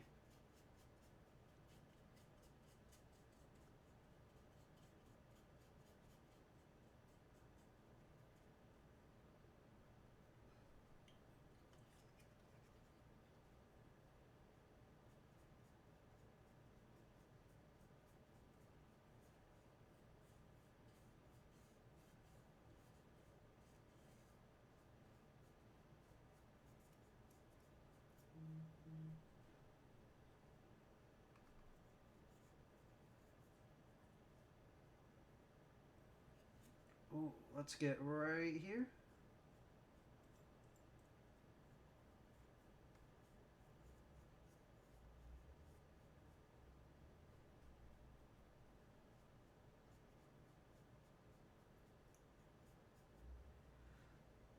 Okay, okay, okay. I think I'm missing some little pieces of flesh here and there, so I'm gonna have to switch back to the smaller brush now.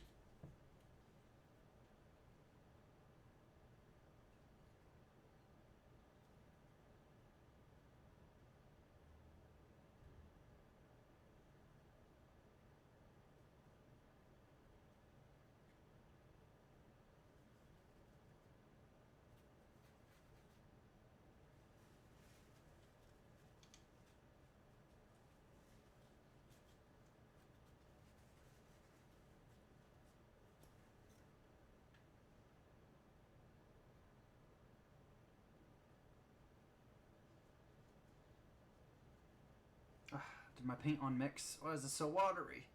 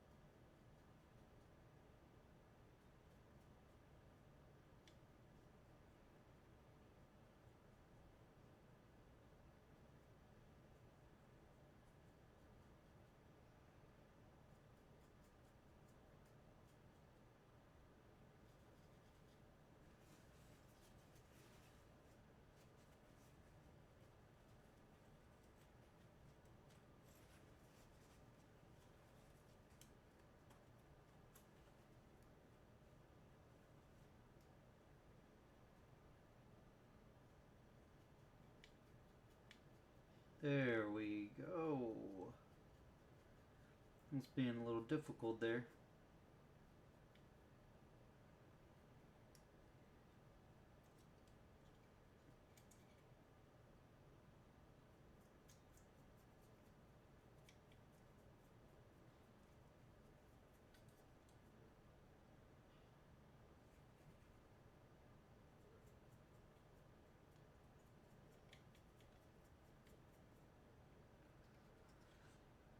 Alright. Oh, we're almost there, guys.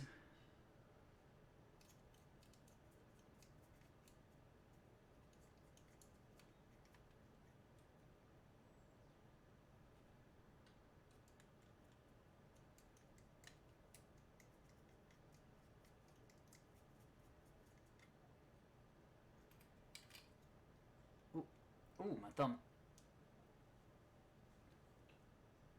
Okay, there we go.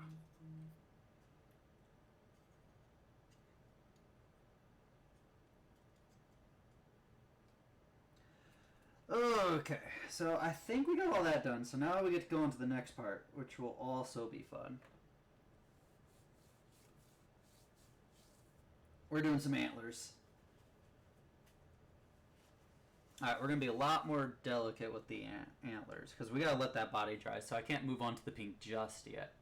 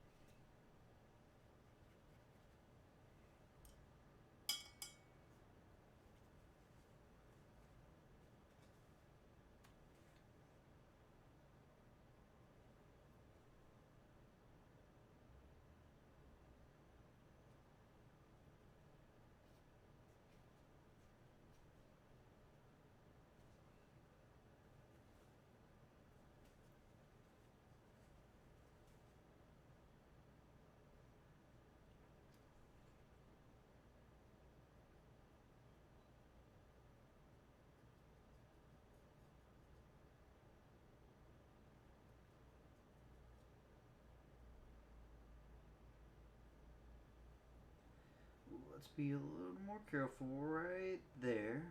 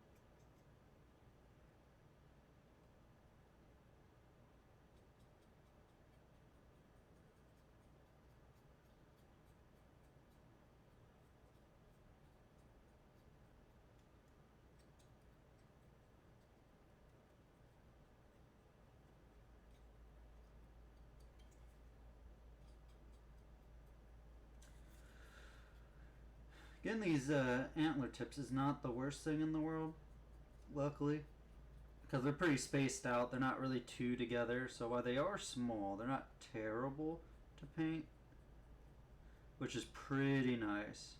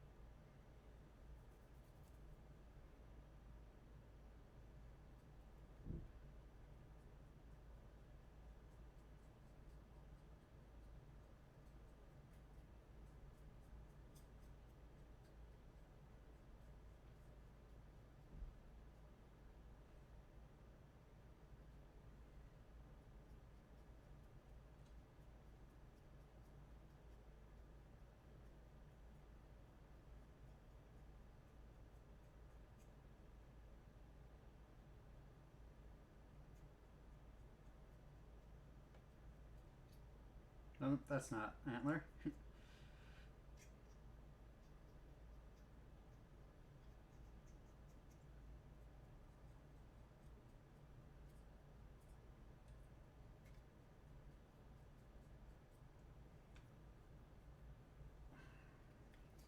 We still gotta get this inside. Oh.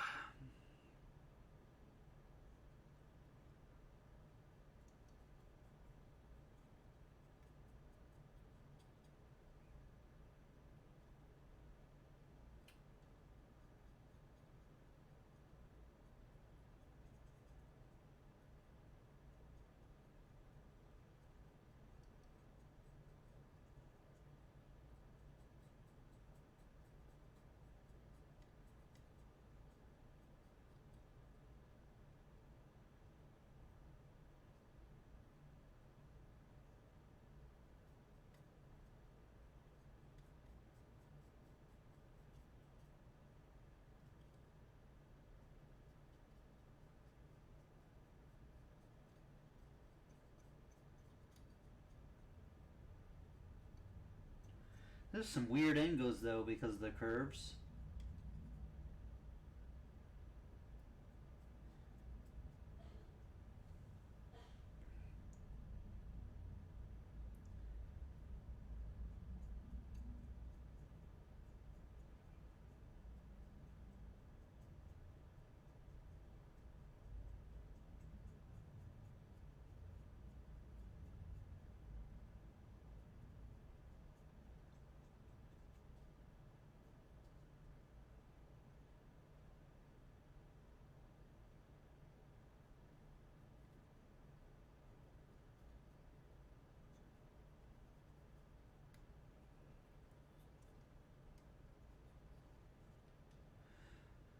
Okay, we've gotten these antlers pretty decently, so we will move on to the next set now, because we are going to do more coats on them. We're just trying to base coat everything right now.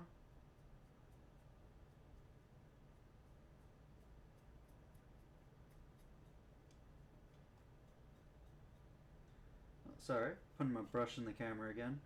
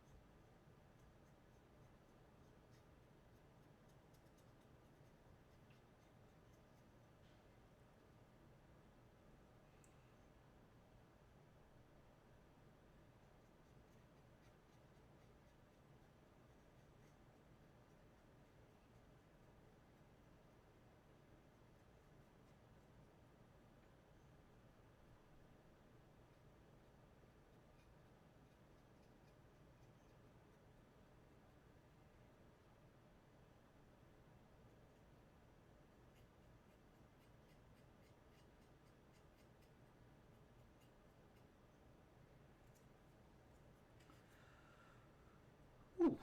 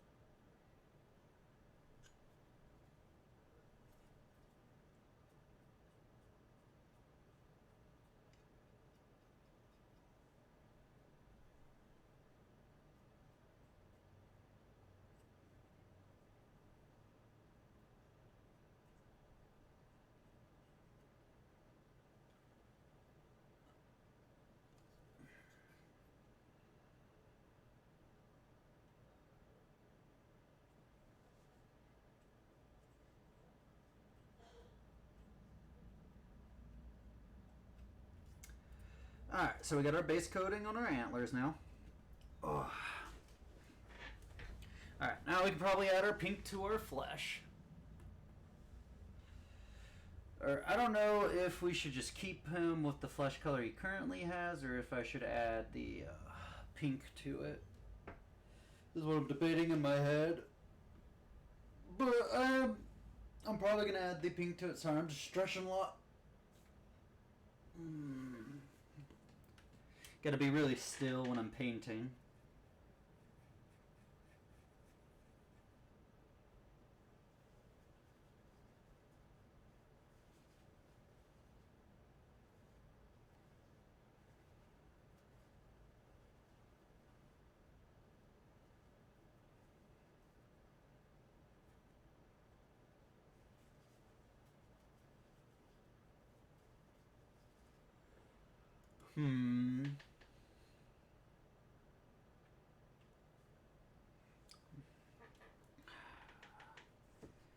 I gotta figure out how I'm doing this pink if I'm gonna do it though.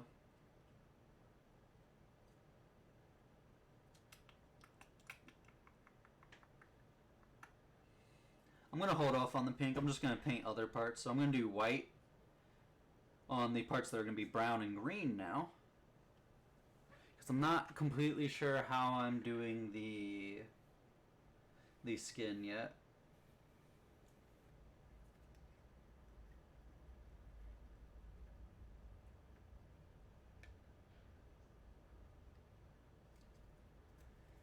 Alright, we got some white in the palette.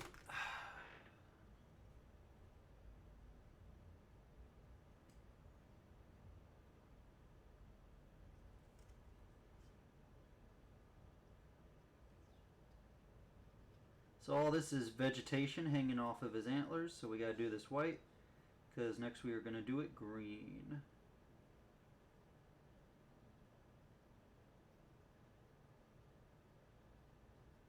And this also, when I do this, tells me kind of where not to accidentally paint stuff. You know, where I should have more control, more focus when I'm doing the antlers.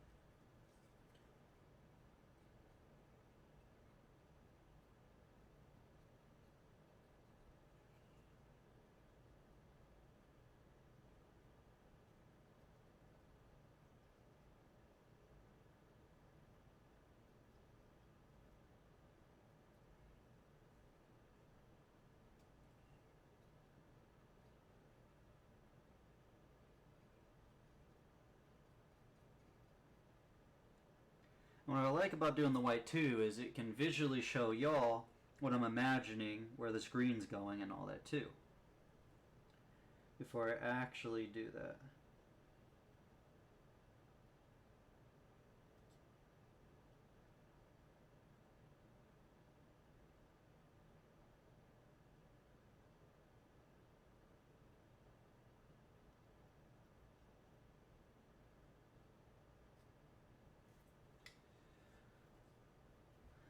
let's put them like this.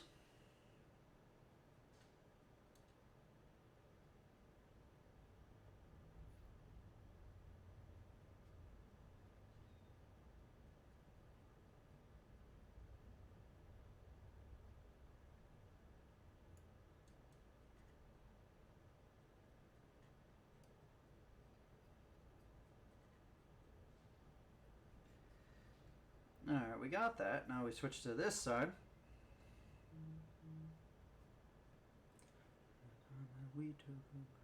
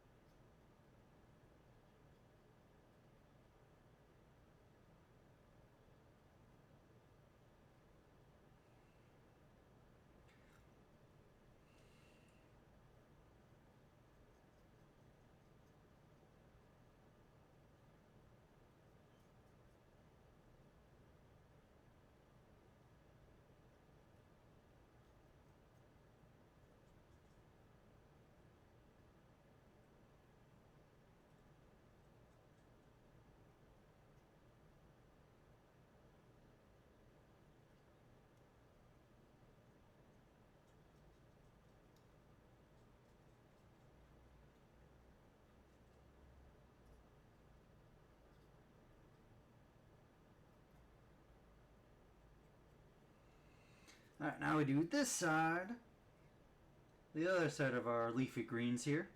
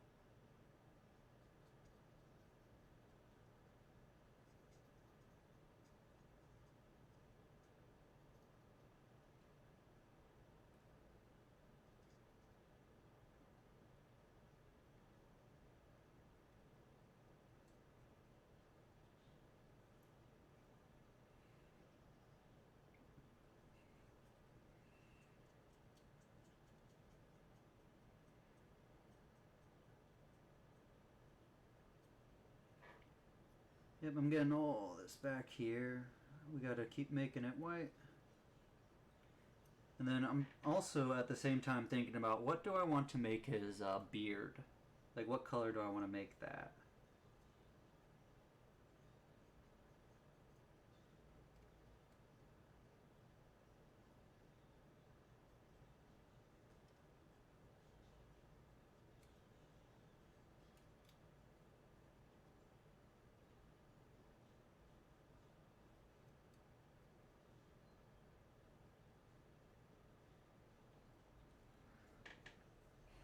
Alright, now I gotta do white on these vines hanging off his arm here. Are those like stalagmites? I think they're greenery.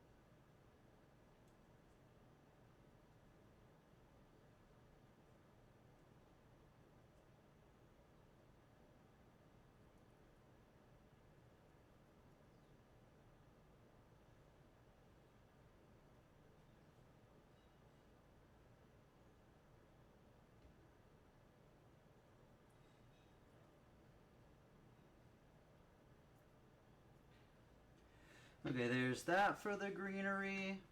And then we got a whole bunch of other stuff we're going to make green here, so just keep applying our white.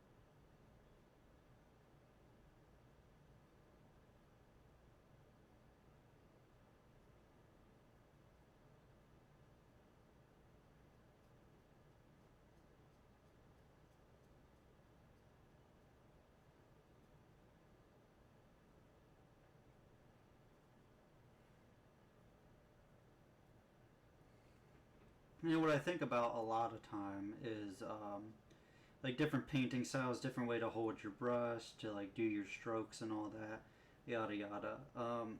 So I never really learned anything like that. And what I think about is, you know, imagine the first person who painted. You know, they obviously didn't know that stuff either, and made it up as they go, and that's how we got what we have today with all the different brushes and paint styles. He just did what he thought was good, which could be a style we know today as, you know, whatever, like hold your hand backwards, backflip paint style. And, you know, that makes me think about is, you know, painting wise, at least with this, I don't think you need to learn any styles. You just kind of go with what feels nice and you keep experimenting until you get something cool out of it.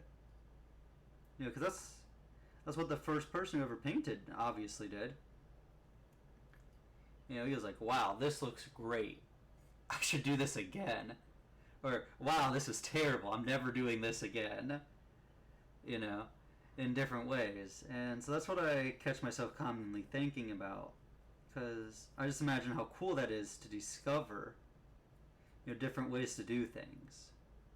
Because it's like you're walking in the shoes of the first person who ever did this. You know, and you're learning what they learned. You know, maybe not the same speed, maybe not at the same pace, but it's still, you know, really cool. And I guess it's the journey that counts, you know. Because sure, at the end goal, I have this beautiful looking piece that, you know, I probably wouldn't trade for the world. But the fact that I discovered things as I was going are like, oh man, when it's shaped this way, I need to move my brush like this, or when I'm trying to get in these tight spots, I need to, you know, draw back and forth a little bit. I guess that's why earlier I said I just hope that people take interest in painting watching me. You know, wherever that is at. And they just try it out. And they start going. And they find the joy of this.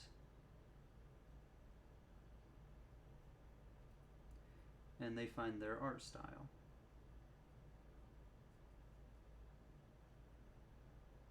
Because I think that would be incredible.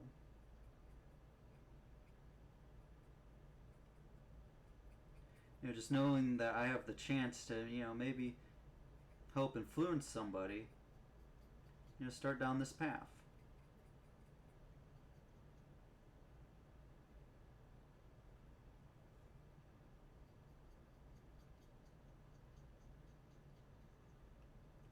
And who knows, maybe one day I'll see that person's art and I'll be like, man, I wish I could paint like that. Or man, I wish I could make something look like that. I think that would be the absolute best. Even if I didn't know that person got started because of me or watching what I'm doing.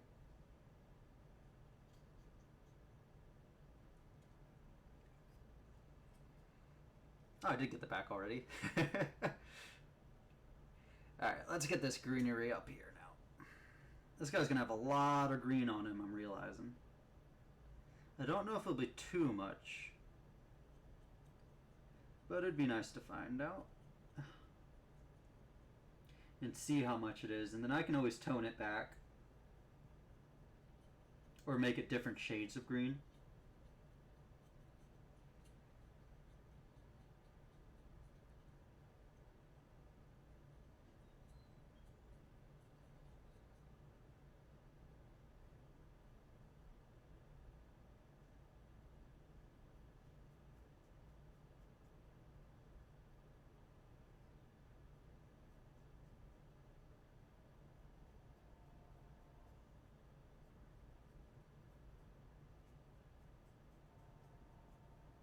I don't know if I told you all the background about Trogg though, but so this is Trogg that I'm painting.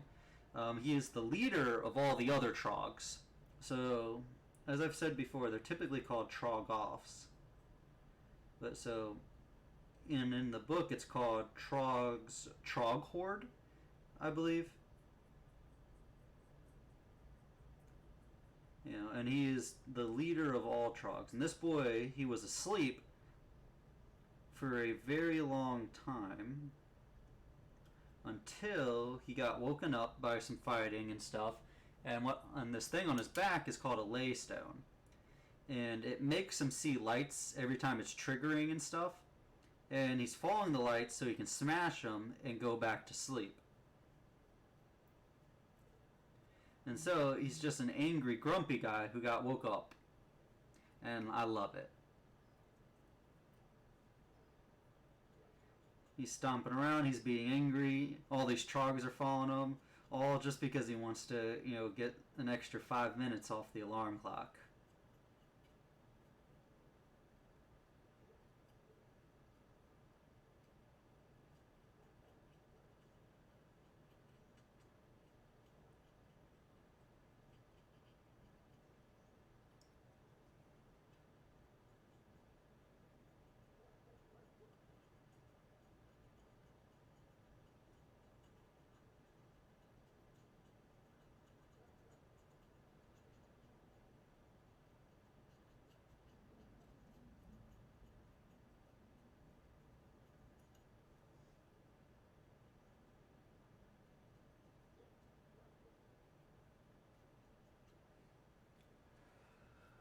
Whew.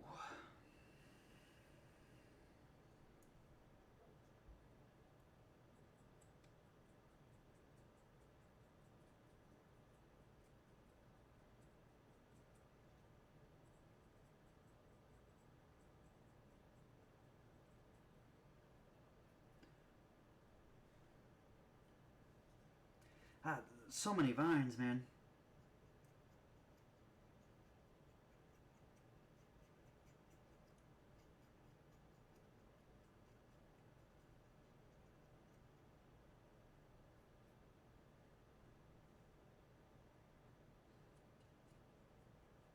Ooh, I'll probably make the thorns on it a little reddish on these vines, though. I think that would be a good touch.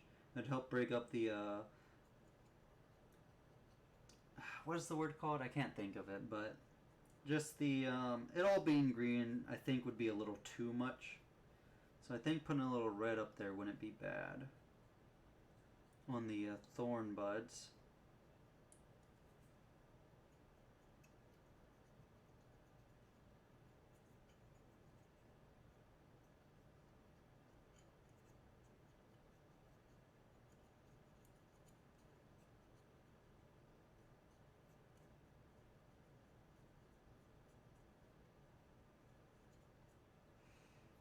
Oh, I'm about out of white paint.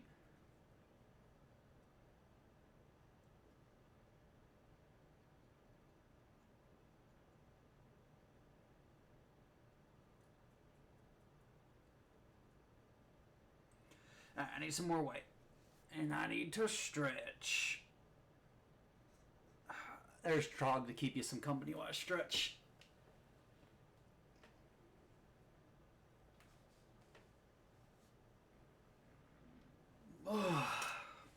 Okay, I'm back. Let's get some more white.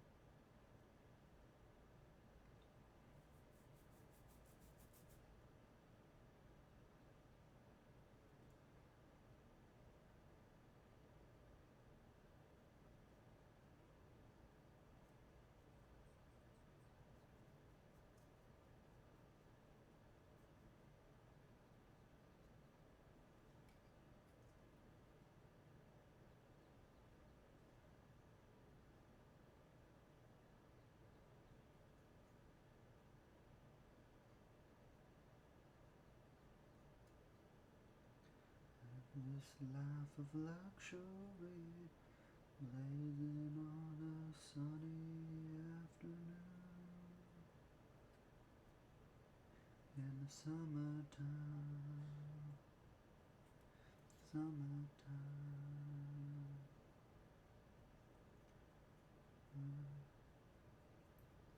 I'm falling off with my car, and I'm back to her mom and pop, telling tales of drunkenness and cruelty. I'm sitting here, looking at my eyes cold, blazing on a sunny afternoon. Help me, help me, help me sail away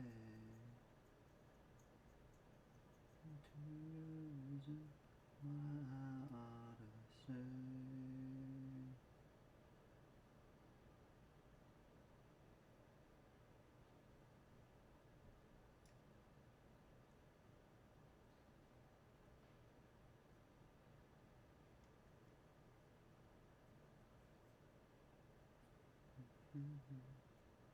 I'm just making sure I'm getting all these vines and I'm not missing a single one. Yeah, I'm about to miss this one.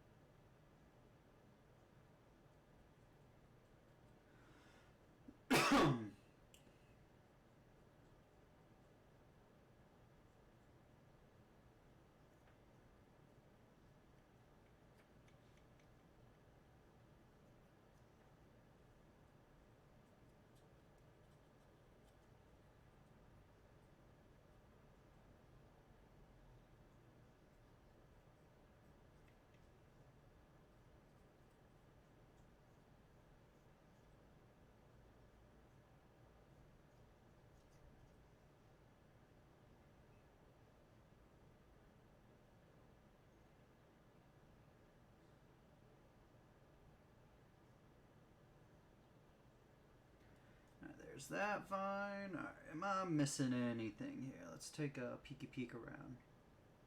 I have somewhere antler to get here. I don't know. I missed the whole bottom half of it, but we'll figure that out. I don't know if I'm going to do the ropes green this time because we're already going to, as you can see, have a lot of green on this man. From all this white of where the green's going to be. So I'm going to get a staff now with the white because that's going to be brown, not green.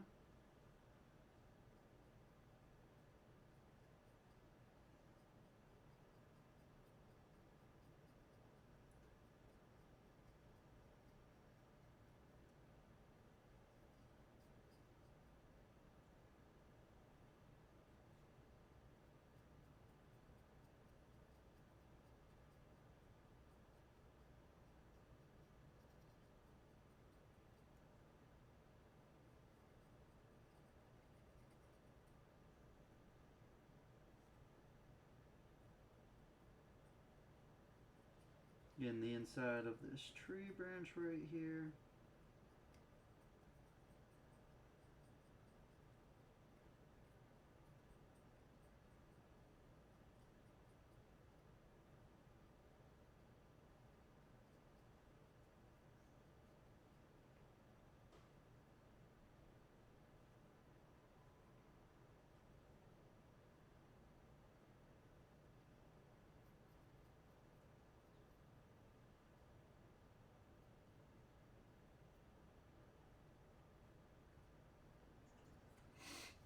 Oh, there's so much to paint.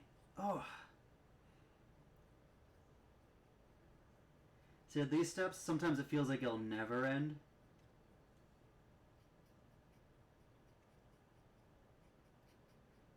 I'll just never see the end of the model. But like I said, as I paint, I get to learn more things and develop better styles. So it's cool at the same time. It just sucks because it feels like I'll be sitting here forever. Just trying to base coat this man.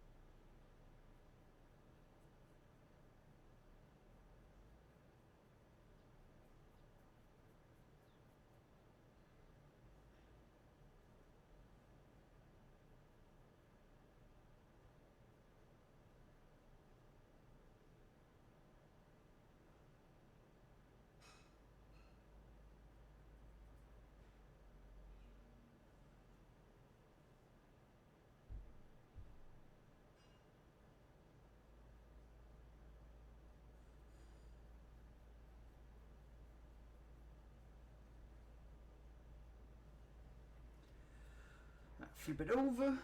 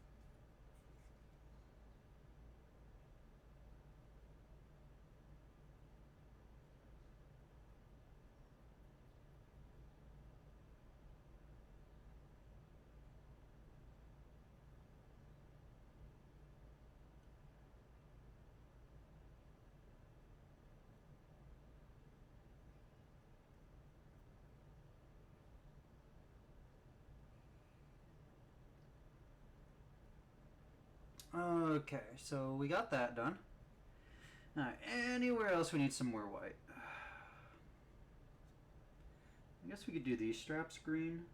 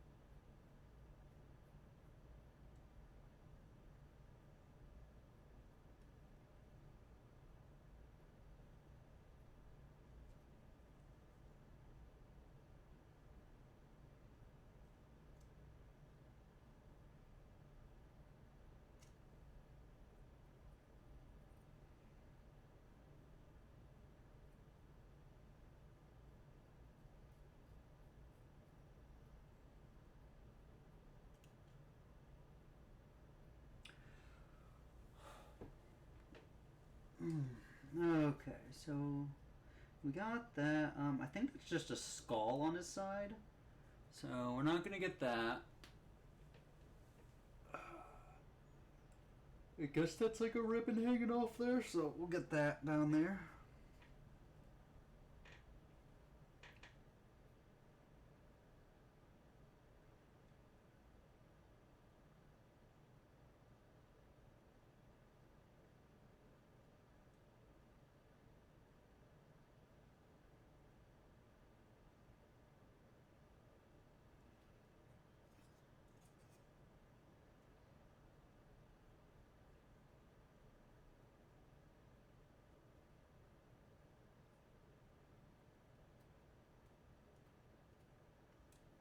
Sorry, rubbing off a little white I got there.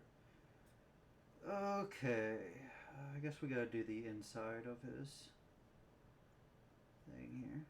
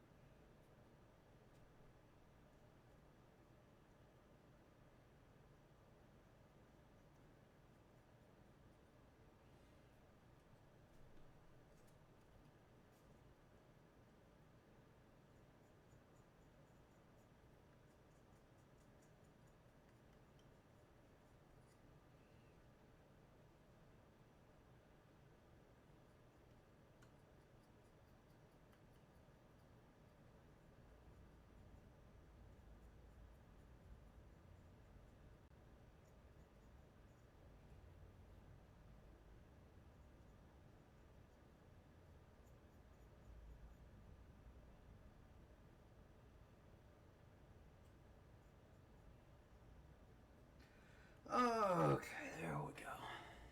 That's looking pretty good. Alrighty, let's move that out of the way. Let's set down Trog. Let's put that there, and let's grab this boy. Alright. Time for some closing statements. So, we basically finished this guy. I'm gonna do an oil wash on him. So that's cool. He looks, frankly, fantastic. I like how outdoorsy he looks. I like the accents I gave him. I like how vicious he looks, like he's ready to rumble. And so we're kind of mimicking our test guy here, his colors, onto big guy, Trog. So Trog is the centerpiece of our army. As you can see, he's pretty big compared to the other guy. And so, where all this white is where we're going to do green and brown. And we're going to have some stone colors here. And then I kind of got to figure out what I'm doing for the rest of this here. I think this is rock too. So I think this is also going to be stone here. But I'm probably going to do like a stone with some brown. Make it kind of like a mud, dirtish color here. To blend it in. And then his beard. I don't know what we're going to do for his beard. Because these guys look so natural. Maybe a gray, but not like this rock gray. We're probably going to do like a gray, like an aging beard gray with maybe some streaks of white in there is what I'm thinking. Yeah, because he's a pretty old man. And then we're going to continue with the antlers with our bone color. We're going to do his nails down here with more bone color after we get to that.